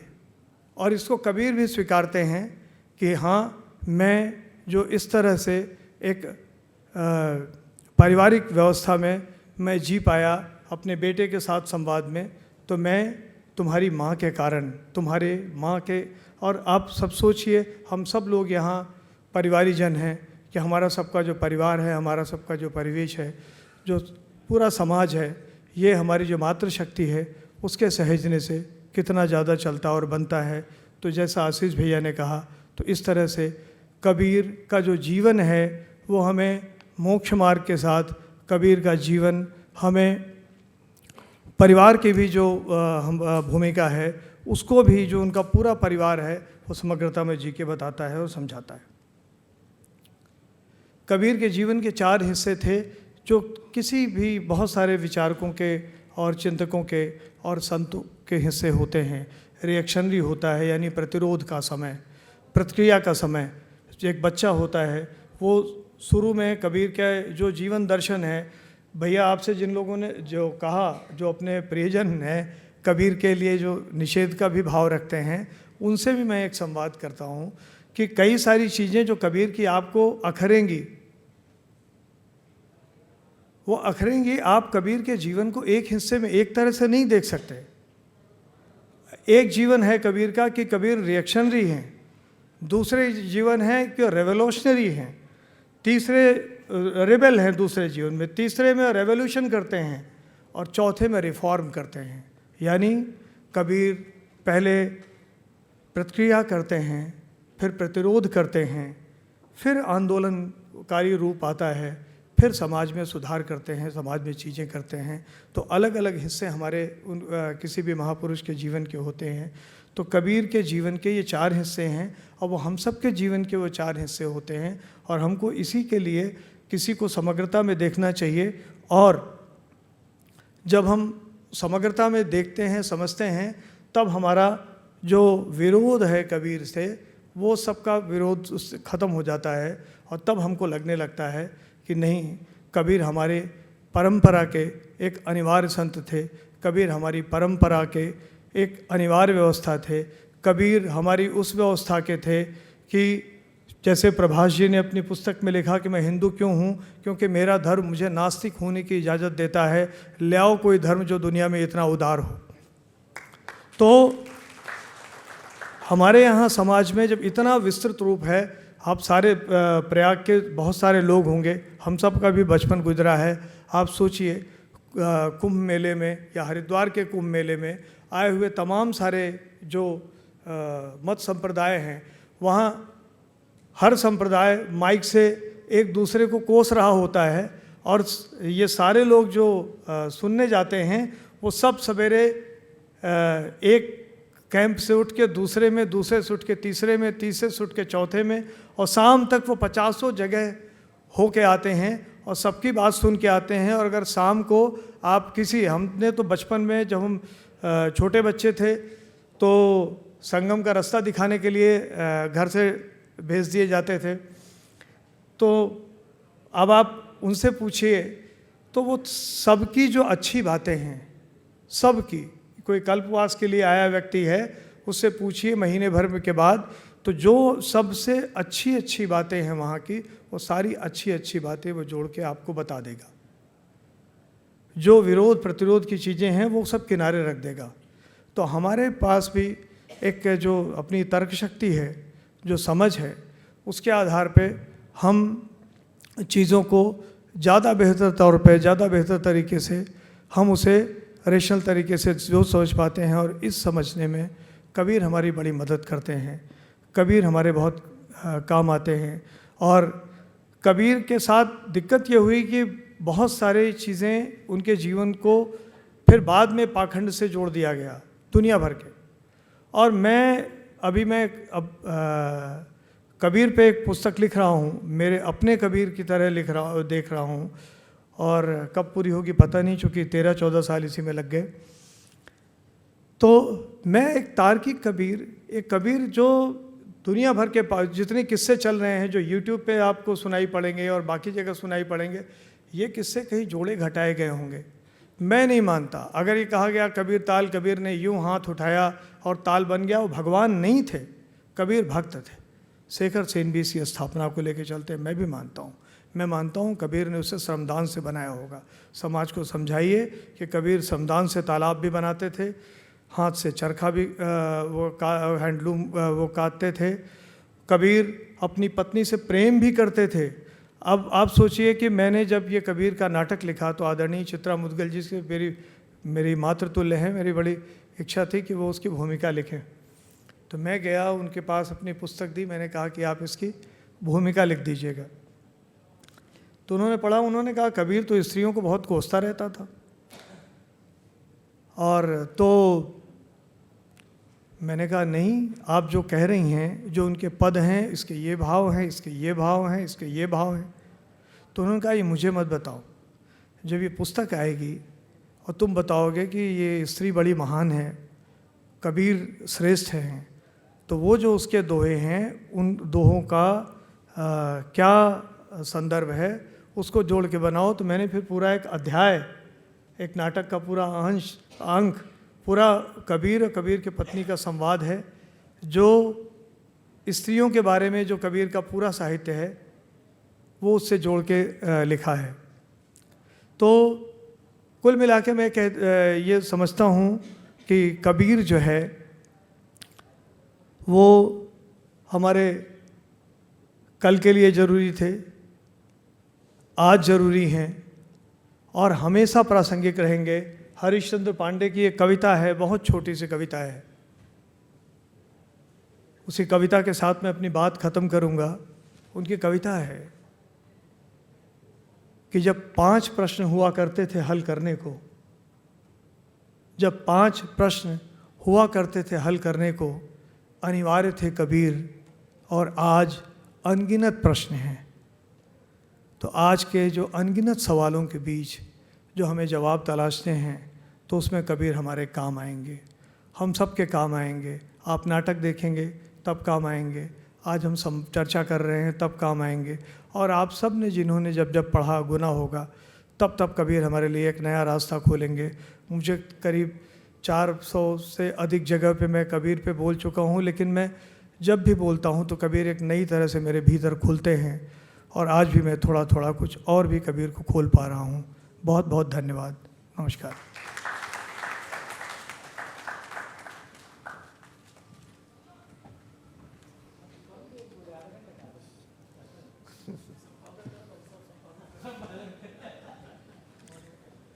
बहुत बहुत धन्यवाद आपका। और निश्चित रूप से इसका आज जो भाई साहब ने बात रखी, उसका एक विस्तृत स्वरूप हमको 27 तारीख को उस नाट्य मंचन में देखने को मिलेगा। और जैसे उन्होंने भी कहा कि उन्होंने भी शेखर सेन जी के नाट्यों से ही प्रेरणा ली है अपनी पुस्तक के लिए, तो निश्चित रूप से हम सब पूरे परिवार के साथ उस कार्यक्रम में उपस्थित रहें। मैं अपने एनसीआर की महिला इकाई की संयोजिका श्रीमती संगीता भाभी जी से आग्रह करूंगा कि आप मंच पे आ जाएं। आप आइए भाभी जी, आइए।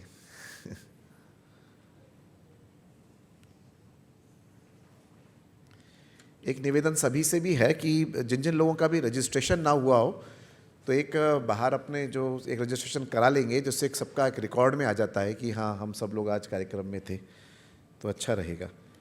अब मैं कार्यक्रम के हमारे मुख्य अतिथि श्री प्रियंक जी से आग्रह करूंगा कि वो हम सबका मार्गदर्शन करें।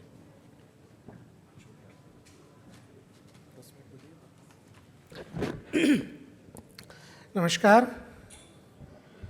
मंच पर आसीन आदरणीय श्री प्रताप सोमवंशी जी, आदरणीय शुक्ला जी, मातृशक्ति संयोजिका आदरणीय भाभी जी, योगेंद्र जी, संजय जी, नितिन जी,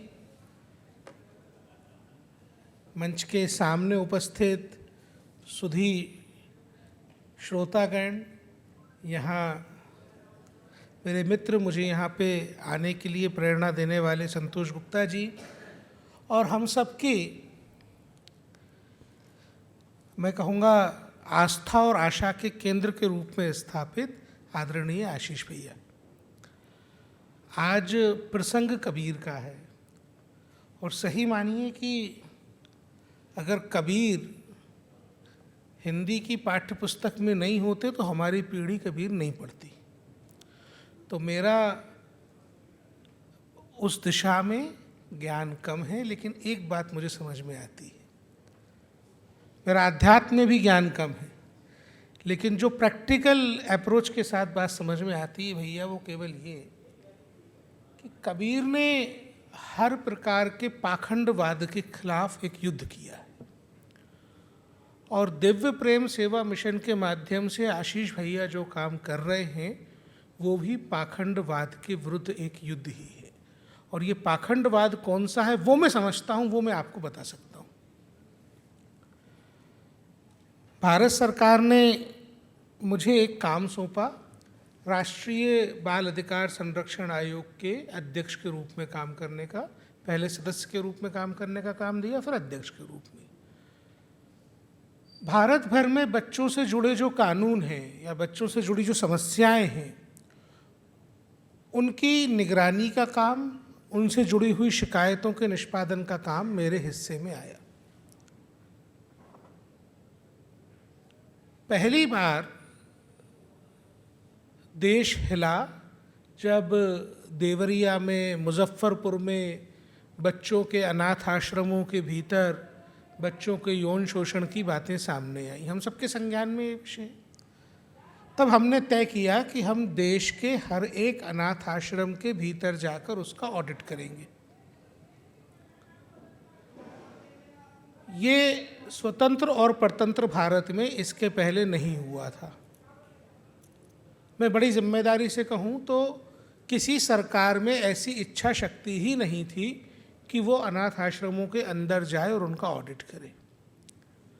कभी इसको राज्य का विषय बता दिया जाता था, कभी इसे धर्म से जुड़ा विषय बता दिया जाता था, कभी इसे समाज से जुड़ा विषय बता दिया जाता था। लेकिन जो बच्चे हैं और जो बच्चे अनाथ हैं, जिन बच्चों को समाज ने परित्यक्त कर दिया है, वो सरकार की जिम्मेदारी का विषय कैसे नहीं होगा। ये सोच करके जब हमने पहली बार ऑडिट किया तो बड़ी चौंकाने वाली बात सामने आई। भैया ने अपने उद्बोधन में एक बात कही, उन्होंने हल्का सा तार को छेड़ के छोड़ दिया, मैं लेकिन उसका पूरा सितार बजा के बताऊंगा आपको। भैया ने बताया कि अनाथ आश्रम में किसी के मृत्यु भोज का खाना आता था, तब बच्चे खाना खाते थे। मैंने अपनी पुस्तक में लिखा।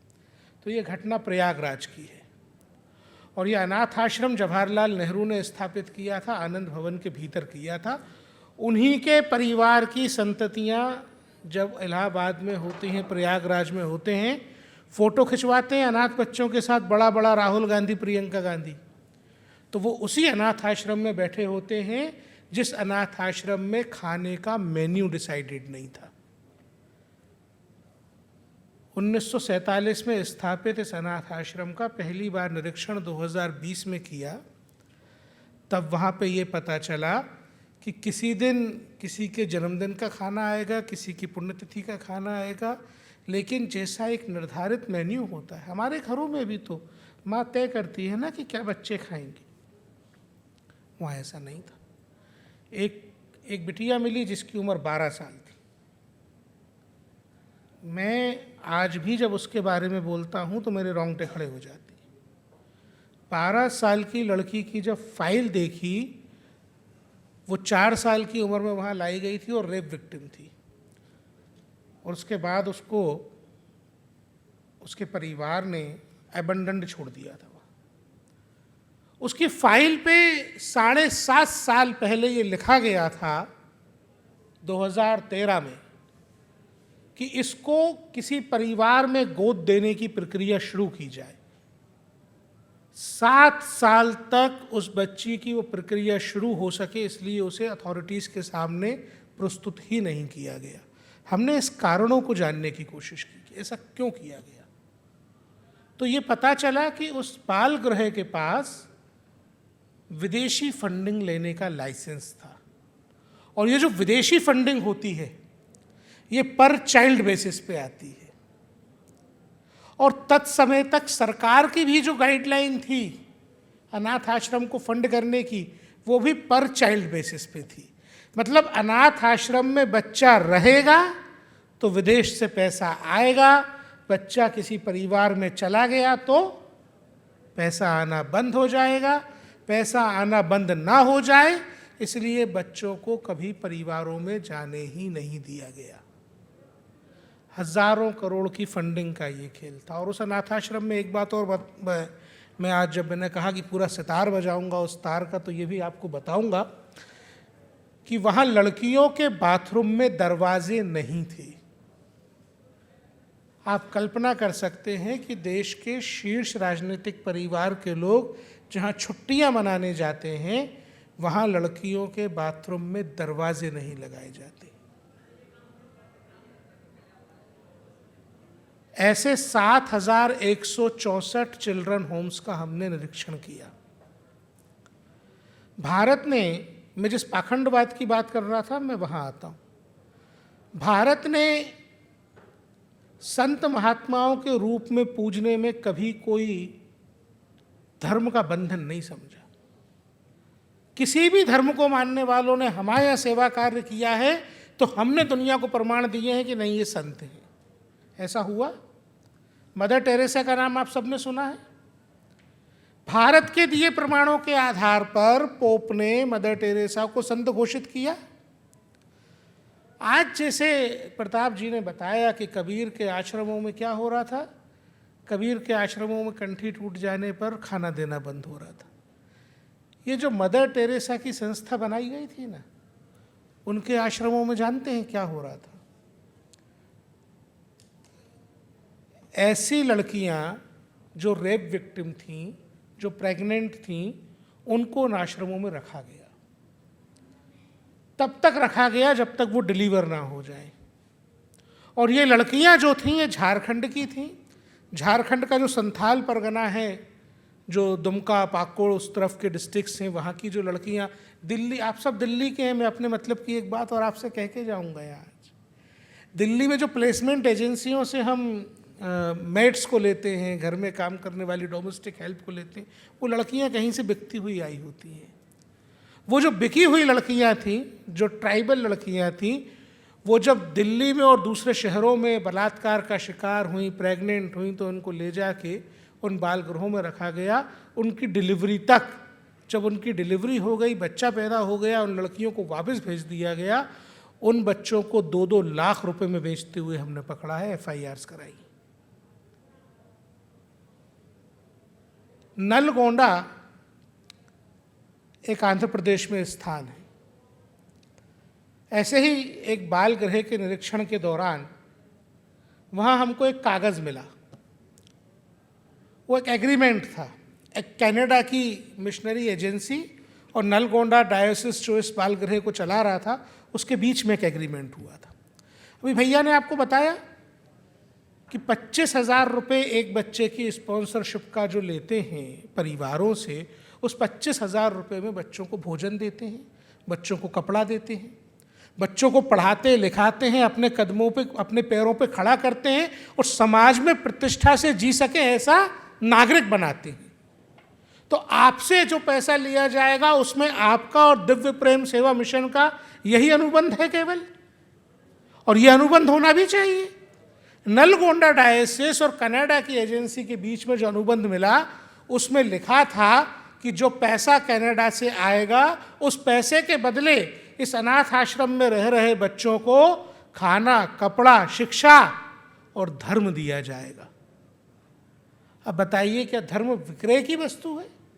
इससे बड़ा पाखंडवाद क्या हो सकता है? और उस पाखंडवाद से अगर आप लड़ने का काम कर रहे हैं तो स्वामी विवेकानंद के शब्दों में अगर मैं कहूँ तो अतिशयोक्ति नहीं होगी। स्वामी विवेकानंद ने कहा कि यदि एक हिंदू का धर्मांतरण होता है तो वो एक हिंदू कम नहीं होता, एक दुश्मन बढ़ जाता है हिंदुओं का।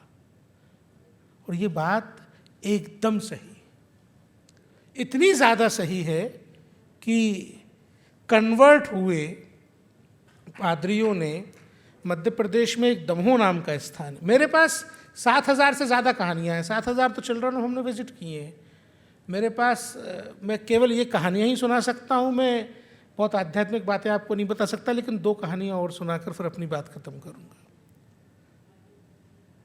मध्य प्रदेश के दमोह नाम का एक स्थान है, वहाँ एक पूरा परिवार जो कन्वर्ट हुआ, और कन्वर्ट होने के बाद उन्होंने सेंट्रल इंडिया डायोसिस करके एक बड़ा संस्थान शुरू किया।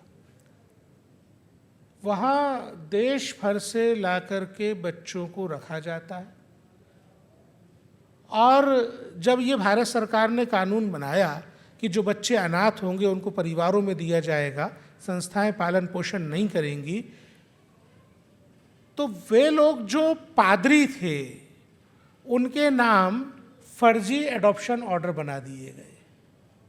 बच्चे वहीं रखे रहे और इस प्रकार से एक एक पूरा का पूरा तंत्र तैयार किया गया। जो हमने सब जानकारी इकट्ठी हुई, शिकायतें मिली, वहाँ जाके छापा डाला, तो एक महिला मेरे पास आई और उस महिला ने आके मुझसे बोला कि आप हमारी मदद कर सकते हैं। मैंने कहा हाँ, हमारा काम है, आपकी कोई शिकायत होगी तो मदद करें। बोले हमको ऐसा पता चला है कि आप ये दुष्ट लोग जो बदमाशी करते हैं उनको ठीक करने आए हैं, तो एक हमारी मदद कर दीजिए। हम लोग हिंदू बनना चाहते हैं लेकिन हमारे पास पैसे नहीं है। मैंने कहा हिंदू बनने के लिए तो पैसों की ज़रूरत नहीं पड़ती, हिंदू तो पैदा ही होता है, गरीब भी पैदा होता है, अमीर भी पैदा होता है, हिंदू तो हिंदू होता है, उसमें कोई बात नहीं।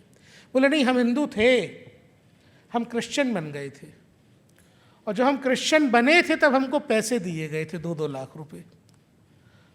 हमारी बच्चियां बड़ी हो रही हैं और वहाँ उनके साथ दुर्व्यवहार हुआ है, हम आहत हैं, हम वापस हिंदू बनना चाहते हैं। वो हमसे 2 लाख की जगह 4 लाख रुपए मांग रहा है कि 4 लाख रुपए दोगे तो वापस जाने देंगे, नहीं तो यहीं पकड़ के रखेंगे।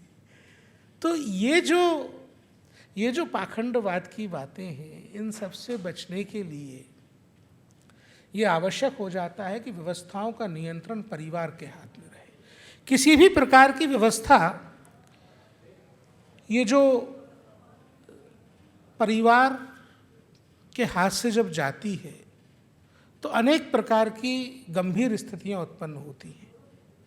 जो हम लोगों ने ये बोला कि जितने बच्चे अनाथ आश्रमों में हैं और उनके परिवार में ऐसी कोई पीड़ा नहीं है कि बच्चों को परिवार में रखने में दिक्कत हो, उनके माँ बाप जिंदा हैं और उनके माँ बाप सक्षम हैं, तो उनको उनके माँ बाप के पास वापस पहुँचा दीजिए। आप सोचिए, इसमें कोई गलत बात थी क्या? क्या माँ बाप के पास बच्चों को परिवार में भेजना, ऐसे परिवार जो बच्चों का पालन पोषण करने में सक्षम है, उनमें वापस भेजने की बात कहना कोई गलत बात थी क्या? इस बात के विरोध में सुप्रीम कोर्ट तक लड़ने के लिए एनजीओज आ गए। जब एनजीओ सुप्रीम कोर्ट तक हमसे लड़ने के लिए आए तो हमने भी उनके खातों के भीतर झांक कर देखा कि चक्कर क्या है। इतने बड़े बड़े वकील आ रहे हैं, कपिल सिब्बल आ रहे हैं, सलमान खुर्शीद आ रहे हैं, जिन वकीलों की फीस जो है वो 12-12, 15-15 लाख रुपए एक हियरिंग की है। कुछ अधिवक्ता मित्र बैठे हैं, बता पाएंगे।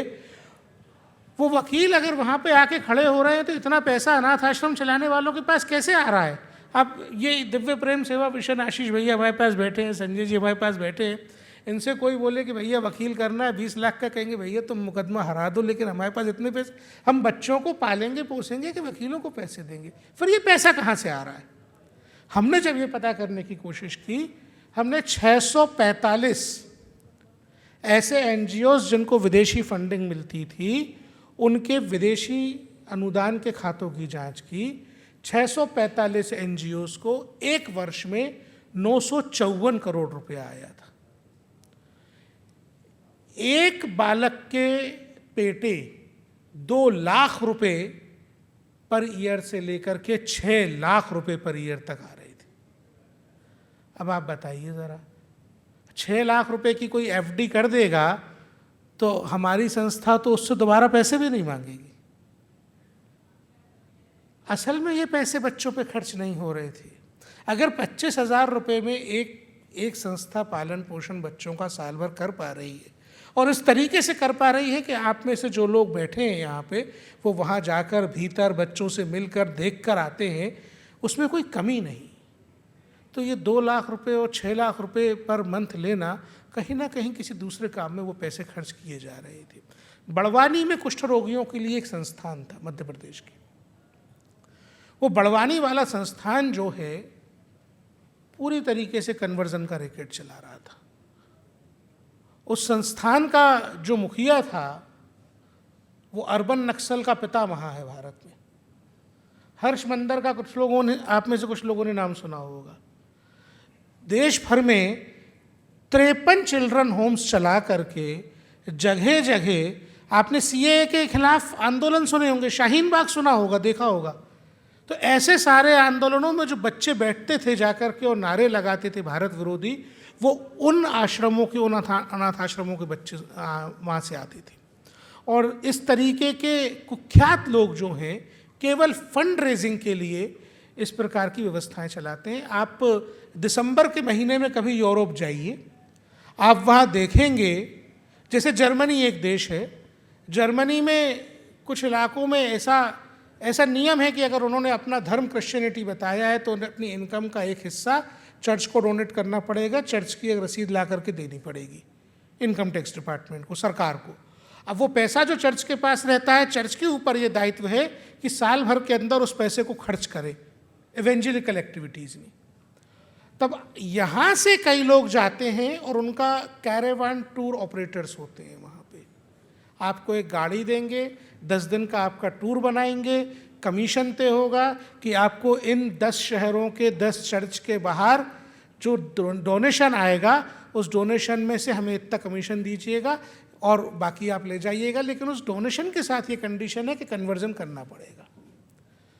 तो वो कन्वर्जन जो है अरब कंट्रीज़ में तो हो नहीं पाता है, मुस्लिम देशों में हो नहीं पाता है, अफ्रीका में होगा या भारत में होगा।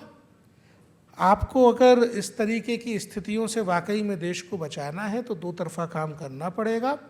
पहला ये कि फोर्सफुली जो सरकार कर रही है, इस तरीके से देश की डेमोग्राफी बदलने वाली संस्थाओं को FCRA लाइसेंस रोज कैंसिल किए जा रहे हैं।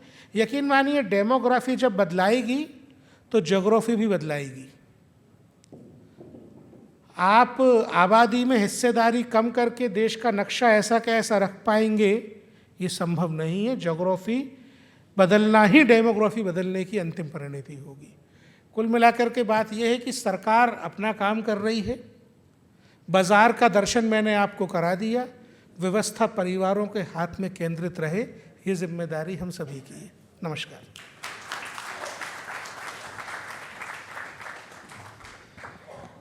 बहुत अच्छा प्रियंक जी, आपने वास्तव में कुछ आंख खोलने वाली बातें हम सबको बताई हैं। मुझे लगता है कि हम सबका संकल्प और बढ़ जाता है कि हम दिव्य प्रेम सेवा मिशन के माध्यम से इस तरह के बालक और बालिकाओं के संरक्षण का दायित्व अपने हाथ में लें, जिससे कि पूरे दुनिया का ये जो फॉरेन पावर्स जिसको हम बोलते हैं, जिस तरह से इस देश को खोखला करने के लिए कार्य कर रही हैं, उस कार्य को हम हिंदू समाज के लोग भी उतनी ही तत्परता से कर पाए। तो धन्यवाद आपका ये सब जानकारी देने के लिए। अब हम आज के हमारे अध्यक्ष, हमारे परम मित्र श्री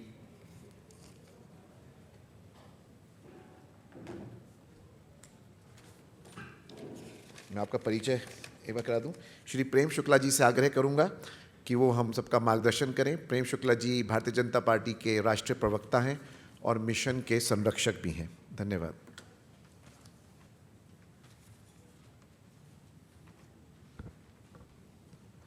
दिव्य प्रेम सेवा मिशन के प्रणेता और हम सबके मान बिंदु आदरणीय डॉक्टर आशीष गौतम जी, आज इस कार्यक्रम के मुख्य वक्ता और हिंदुस्तान के प्रबंध संपादक आदरणीय प्रताप सोमवंशी जी, जिन्होंने विविध NGO की धंधेबाजी का भी आपके सामने रहस्योद्घाटन किया, ऐसे आदरणीय प्रियांक कानूनगो जी, दिव्य प्रेम सेवा मिशन के संयोजक आदरणीय संजय चतुर्वेदी जी, महासचिव आदरणीय नितिन अग्रवाल जी, आदरणीय योगेंद्र राठौड़ जी, और हम लोगों के बीच में बैठी महिला शक्ति की संयोजिका आदरणीय संगीता जी। बहुत विस्तार में संत कबीर पर भी चर्चा हुई है और हम लोग जिन कबीर के जिन पक्ष को से अनजान थे, उस पक्ष पर भी बहुत बेहतरीन ढंग से आदरणीय प्रताप सोमवंशी जी ने प्रकाश डाला है। और दिव्य प्रेम सेवा मिशन, इस संस्था की आवश्यकता क्या है, इस संदर्भ में आदरणीय प्रियांक कानूनगो जी का जो उद्बोधन है, हम लोग सुनते थे कि बहुत इस तरह की जो है NGO किस तरह की धंधेबाजी करते हैं, किस तरह के धर्मांतरण के काम में जुटे हुए हैं। आज इन्होंने आधिकारिक रूप से इन्होंने जो भी जानकारियां दी वो राष्ट्रीय बाल संरक्षण आयोग के अध्यक्ष की जानकारियां हैं, एक वैधानिक संस्था के अध्यक्ष की जानकारियां हैं और ये इनका फर्स्ट हैंड इंफॉर्मेशन है। आदरणीय आशीष जी ने 1997 में जब चंडी घाट के किनारे, उन दिनों चंडी घाट जो मैं पहली बार 1994-95 में हरिद्वार में 3-4 दिन रहा, तो चंडी घाट की तरफ लोग जाते नहीं थे उन दिनों, क्योंकि चंडी घाट जो है वो कुष्ठ रोगियों की बस्ती के रूप में शराब के बनाने का जो है काम गंगा जी के किनारे पर चलता था। आज वो चंडी घाट आपको हरिद्वार का जो है सबसे जीवंत क्षेत्र के रूप में लगभग विकसित हुआ है, और उसका श्रेय जो है आशीष जी के सेवा कार्यों को ही जाता है।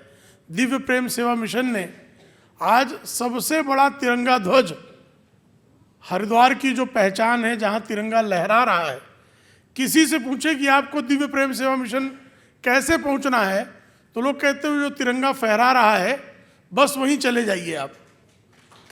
तो आप हरिद्वार में चंडी घाट पर दिव्य प्रेम सेवा मिशन पहुंच जाएंगे, और वो आप एक सेवा कार्य प्रारंभ करते हैं, सेवा, साधना और संबोधि, यही इनका जो है इसी त्रिस्तंभ पर दिव्य प्रेम सेवा मिशन का कार्य आधारित है। जैसे भाई प्रियांक जी ने बताया कि जब एनजीओ का उद्देश्य धनार्जन करना ही है, जब एनजीओ का उद्देश्य ठगी करना है, जब एनजीओ का उद्देश्य धर्मांतरण करना है, तो वहाँ पर आपको व्यभिचार के अलावा और कुछ नहीं वहाँ से पैदा होगा। मेरा बाल्यकाल में मैं मुंबई के बांद्रा में म्यूनिसिपल मार्शलिंग स्कूल में कक्षा 5, 6, 7 में मेरी पढ़ाई हुई है, और मेरे क्लास में जो है 5-6 बच्चे जो हैं वो एक क्रिश्चियन संस्था के आश्रम से आया करते थे। एक डेविड था, एक थॉमस था, और ये बच्चे जो हैं जब उनके साथ हम लोग खेलते थे, और वो उनको जैसे विद्यालय खत्म हो जाए तो बाकी बच्चे, तो हम कॉलोनी के बच्चे खेलते थे साथ, वो बच्चे उनको अपने आश्रम भागने की जल्दी होती थी। तो हम लोगों के मन में हमेशा ये प्रश्न रहता था कि ये भाग क्यों जाते हैं। तो जब लोग बड़े हुए, 10वीं 11वीं पास कर लिए, तो उस आश्रम को में जाने का काम किया, तो वहाँ उस आश्रम में जाने पे पता लगा कि आप किसी से कैद खाने में जैसे आप रहते हैं, लगभग वही व्यवस्था उन ईसाइयों द्वारा संचालित आश्रमों की थी।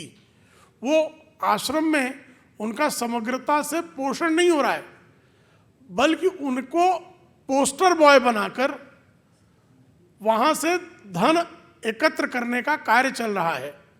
और वो कोई जन्म से ईसाई नहीं थे, अनाथ बच्चे कहीं से लिए गए, उनको सिर्फ जो है उनका पोषण करने के नाम पर, पालन करने के नाम पर उनको ईसाइयत में धर्मांतरित कर दिया गया था। बाद में जब हम लोग बड़े हुए, पत्रकार हुए, तो ऐसे तमाम वनवासी क्षेत्रों में, तमाम गरीब जो झुग्गी झोपड़ी बस्तियां थीं, वहाँ पर ईसाई मिशनरियों को इस तरह का काम करते देखा, और विश्व हिंदू परिषद और बजरंग दल जागृत हुए, तो बहुत सारे स्थानों पर ऐसे धर्म के धंधेबाजों की कुटाई समारोह का संयोजन भी हुआ कि इनका जो है विधिवत सेवा, दैहिक समीक्षा भी आवश्यक है। दैहिक समीक्षा, क्योंकि हम लोगों को अच्छे शब्दों का ही प्रयोग करना चाहिए, क्योंकि शब्दों के प्रयोग में कभी हिंसा नहीं होनी चाहिए। तो ऐसे लोगों की दैहिक समीक्षा के आयोजनों को भी हम लोगों ने बहुत करीब से देखा। तो आदरणीय आशीष जी ने ये जब काम किया, तो एक संकल्प ये था कि सरकारी धन नहीं लेना है। दूसरा संकल्प था कि इसको जो है विविध संबोधि के कार्यक्रमों के माध्यम से जो है, इस जो साधन होगा उस साधन की शुचिता से ही साध्य जो हो रहा है उसमें आपको प्रामाणिकता दिखाई देगी। तो आदरणीय आशीष भैया ने, जैसे आज कबीर का आयोजन हो रहा है, तो कबीर के आयोजन के पीछे एक सिर्फ जो है शेखर सेन की कलात्मकता को प्रदर्शित करने का आयोजन नहीं है। आदरणीय आशीष भैया ने, और साल में जो है ऐसे ऐसे संस्थाएं जहाँ जो, जैसे बताया प्रियांक भाई ने, जो कपिल सिब्बल जैसे 20-20, 25-25, 50-50 लाख वाले वकील रख लेते हैं। आदरणीय आशीष भैया एक कार्यक्रम से 20-25 लाख रुपए जमा हो जाए तो उस कार्यक्रम को हम लोग बहुत सफल मानते हैं। कई कई कार्यक्रमों में तो ऐसी स्थिति होती है कि घर से ही कुछ चला जाता है, जो नई पूंजी है वो भी चली गई।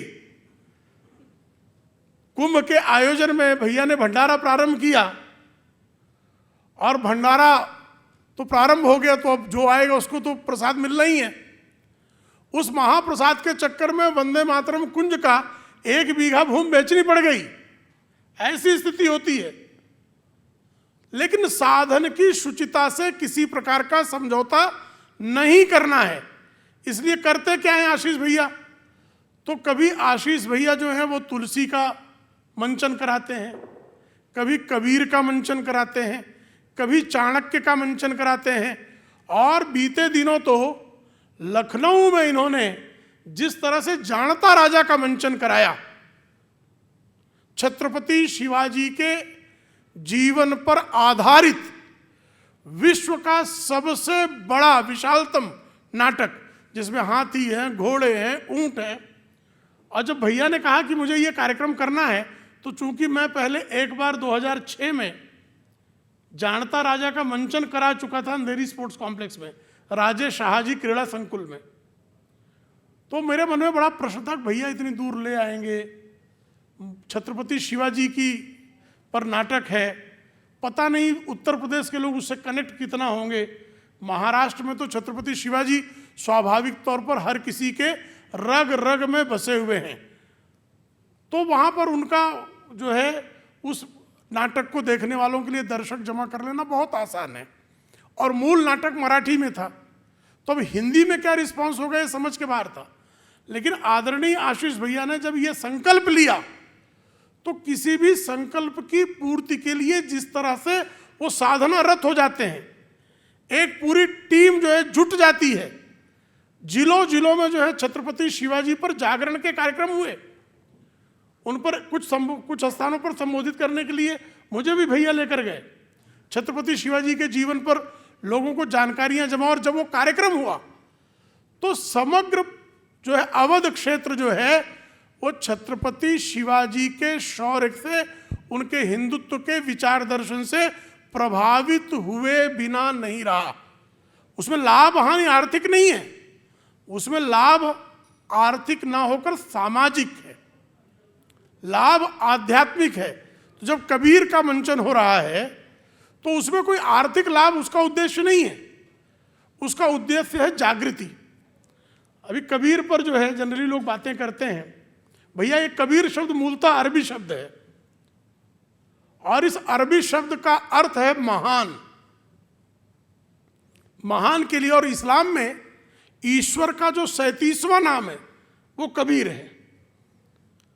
लेकिन आजकल तो जो है लोग अल कबीर जानते हैं कि वो स्लॉटर हाउस है, और वो बड़े पैमाने पर खाड़ी देशों को अल कबीर के नाम पर मांस निर्यात होता है।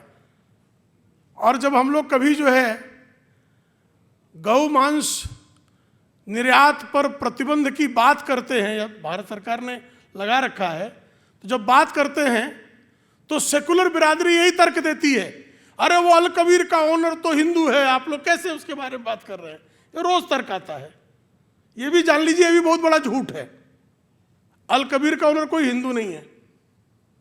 और कबीर का मतलब जो है, कहीं भाई कबीर दास तो लिखते थे कि आप जो हैं बकरी पाती खात है ताको कियो हलाल, और जो नर बकरी खाते हैं ताको कौन हवाल। तो कबीर दास जी के नाम पर जो है आप स्लॉटर हाउस चलाए, ये कल्पना ही सेकुलर लोग ही कर सकते हैं। हम सांप्रदायिक लोग कहाँ से करेंगे सब कल्पना, सेकुलर लोग ये सब कल्पना कर लेते हैं। तो वो अल कबीर की भी जो स्थापना है वो किसी समय जो है उसमें एक हिंदू पाटर सबरवाल जी थे, लेकिन अब गुलामुद्दीन की है संस्था, वो किसी हिंदू कोई लेन देन नहीं है। लेकिन इस तरह का भी कबीर के नाम पर दुष्प्रचार करने का आजकल चलन है। तो कबीर के नाम पर संस्था खड़ा कर, कबीर के का नाटक, और एक पात्री एक ही पात्र है शेखर सेन, तो उनकी कलात्मकता का परिचय है। कबीर के बारे में आपने जो कुछ ऐसे कबीर पंथियों के बारे में भाई प्रताप जी ने बताया, हमारे मुंबई में एक कबीर आश्रम है, कुछ हमको 95-96 से पता लगा उस आश्रम पे कुछ लोग एनक्रोचमेंट कर रहे थे, कब्जा कर रहे थे। तो जो महात्मा थे वो मेरे संपर्क में आए, इस पे एनक्रोचमेंट कर रहे हैं, जो लोग एनक्रोचमेंट कर रहे थे उनको मैंने बुलवाया कि जरा हमारे यहाँ मिल के जाइए। और वहाँ ये व्यवस्था थी कि अगर किसी को सामना दफ्तर में बुलवा लिया तो उसका स्वास्थ्य ठीक रहता था, मानसिक चिंतन करके ही आता था वो कि पता नहीं क्या व्यवस्था करें ये लोग हमारे साथ। उसको बुलवाया मैंने, तो उसने कहा नहीं नहीं साहब, वहाँ क्या है, कबीर दास का काम नहीं चल रहा है, वहाँ तो आजकल जो है लोगों को जो है पुत्रेष्ट यज्ञ कर रहे हैं, बच्चे पैदा करने वाला काम भी चल रहा है।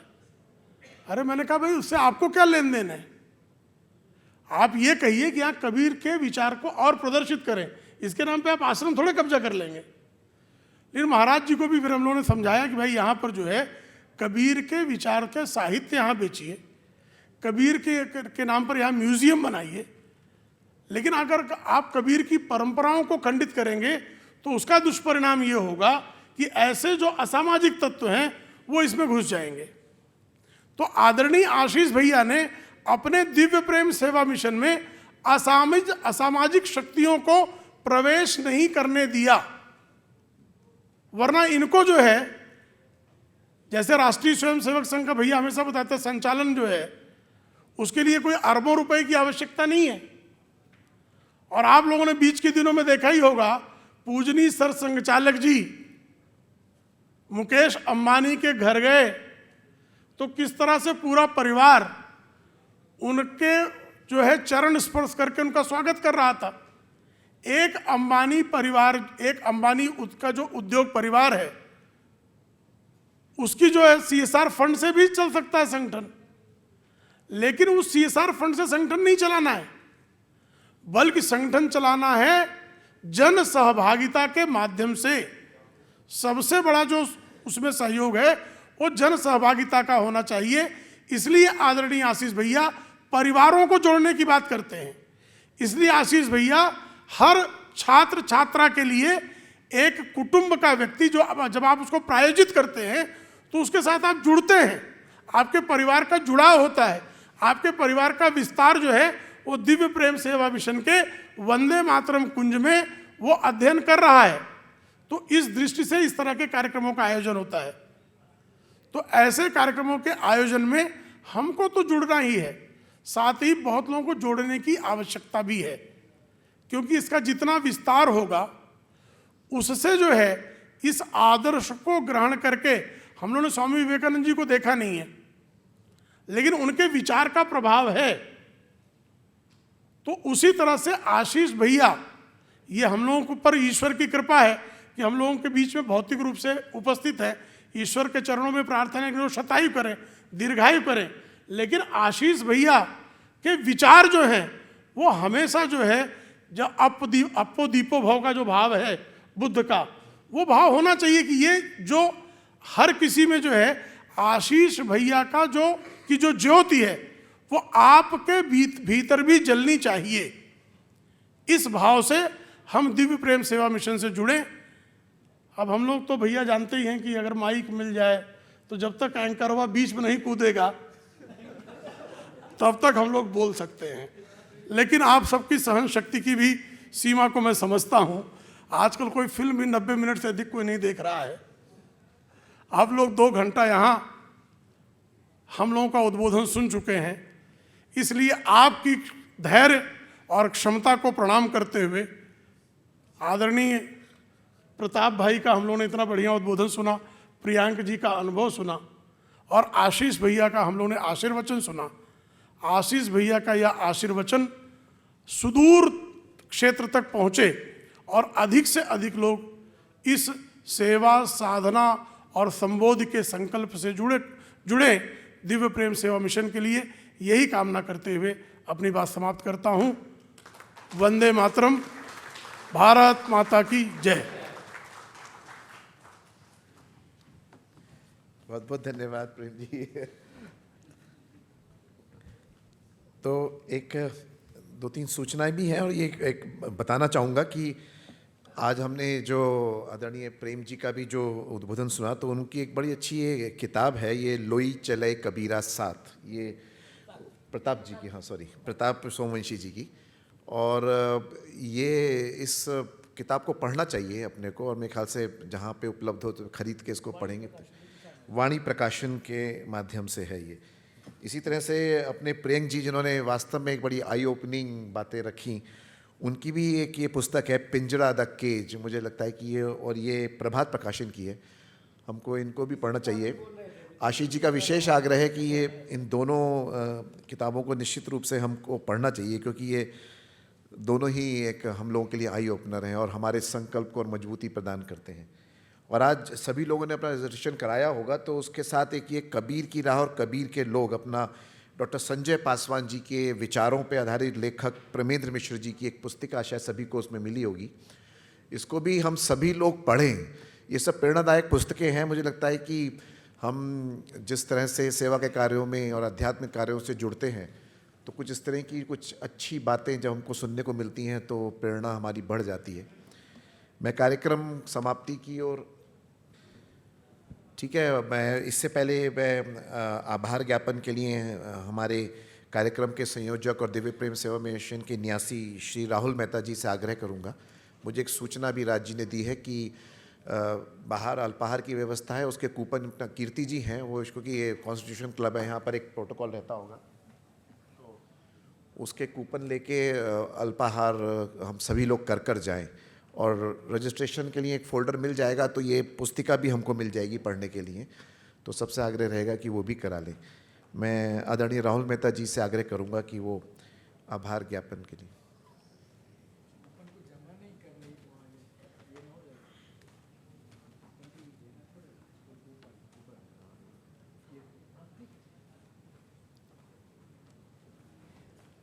इतने महत्वपूर्ण विचारों के साथ इस कार्यक्रम को हम सब ने धैर्य से सुना। मैं दो लाइनें ज़रूर बोलूँगा कि मत कर माया को अभिमान और मत कर काया का अहंकार, जिस पर झूलता था हाथी वहाँ दिया न बाती। 3 दिन से मैं इंग्लैंड में था, और अभी जो भी लोग सोशल मीडिया के जानकार हैं उन्होंने देखा होगा कि कैसे एक देश जिसका अहंकार पूरी दुनिया में था, उसके अहंकार को लीड्स में बसों और दुकानों और सबको जला करके ख़त्म किया गया। तो ये जो कबीर दास जी के शब्द हैं, ये शब्द बहुत गहरे हैं, सैकड़ों साल आगे भी चलते रहेंगे, और हमें देश की व्यवस्था होने के नाते, और जो अभी क्योंकि यहाँ कोई राजनीतिक बात करने का कोई ऐसा मतलब है नहीं, लेकिन हम सब बड़े समझदार हैं और समाज में अपना स्थान रखते हैं, तो अहंकार को न रखते हुए, और जो भी मैं कहना चाह रहा हूँ सब समझ ही रहे हैं कि आने वाले समय में भी अभी हम लोगों ने कुछ अपने आप को जो तोड़ने का काम हम लोगों ने किया, सब ने मिलके बड़ी मुश्किल से जोड़ने का काम किया गया था, जिसमें संगठन कम से कम 4-5 दशकों से लगा रहा, जाति जोड़ो फिर से जाति तोड़ो हो गया। तो आप सबको मैं बस अपने एक व्यक्तिगत उससे नाते से ये बोलना चाहूँगा कि हमें जाति जोड़ो पे ही रहना है, और कबीर दास जी के जो शब्द हैं उनको सत्य करते हुए 27 तारीख को ज़रूर आप सब उस कार्यक्रम में आएँ। ये कार्यक्रम सिर्फ वही, जैसा कि कहा गया कि ये कोई एक मंच देखने या कोई 2 घंटे देखने समझने के लिए नहीं है, ये दिव्य प्रेम सेवा मिशन परिवार के लिए है। और आज परिवार में एक सदस्य की और बढ़ोतरी हुई, अदरवाइज़ वो तो वैसे हमारा बेटा आया था स्कूल से डायरेक्ट, हाँ वो काफ़ी देर बैठा, लेकिन जैसा कि भाई साहब ने कहा कि इतना धैर्य से, तो अभी 5 मिनट पहले उसका धैर्य जवाब दे गया, फिर वो चला गया लेकिन वो भी अब अपने परिवार का एक सदस्य है। तो हम लोग अब अपने आने वाली जनरेशन को जोड़ने और उनको भी अपने साथ किसी न किसी ड्यूटी उनका काम देने के उसमें आएँ, सिर्फ वही चेहरे हर बार न नज़र आएँ। अब हमारे साथ ये परिवार मिलन समारोह जो है, इसमें परिवार और बढ़े, ये मेरी एक आप सबसे निवेदन है। और इसी के साथ ही मैं माननीय प्रताप सूर्यवंशी जी का, श्री प्रियांक कानूनगो जी, माननीय प्रेम शुक्ला जी, आदरणीय आशीष भैया जी, माननीय संजय चतुर्वेदी जी जो शायद किसी कारणवश से अभी यहाँ से निकल गए हैं, और डॉक्टर नितिन अग्रवाल जी, राठौर जी और संतोष गुप्ता जी, और आप सभी का बहुत बहुत धन्यवाद देता हूँ। प्रणाम। वंदे मातरम। सभी से आग्रह है वंदे मातरम के लिए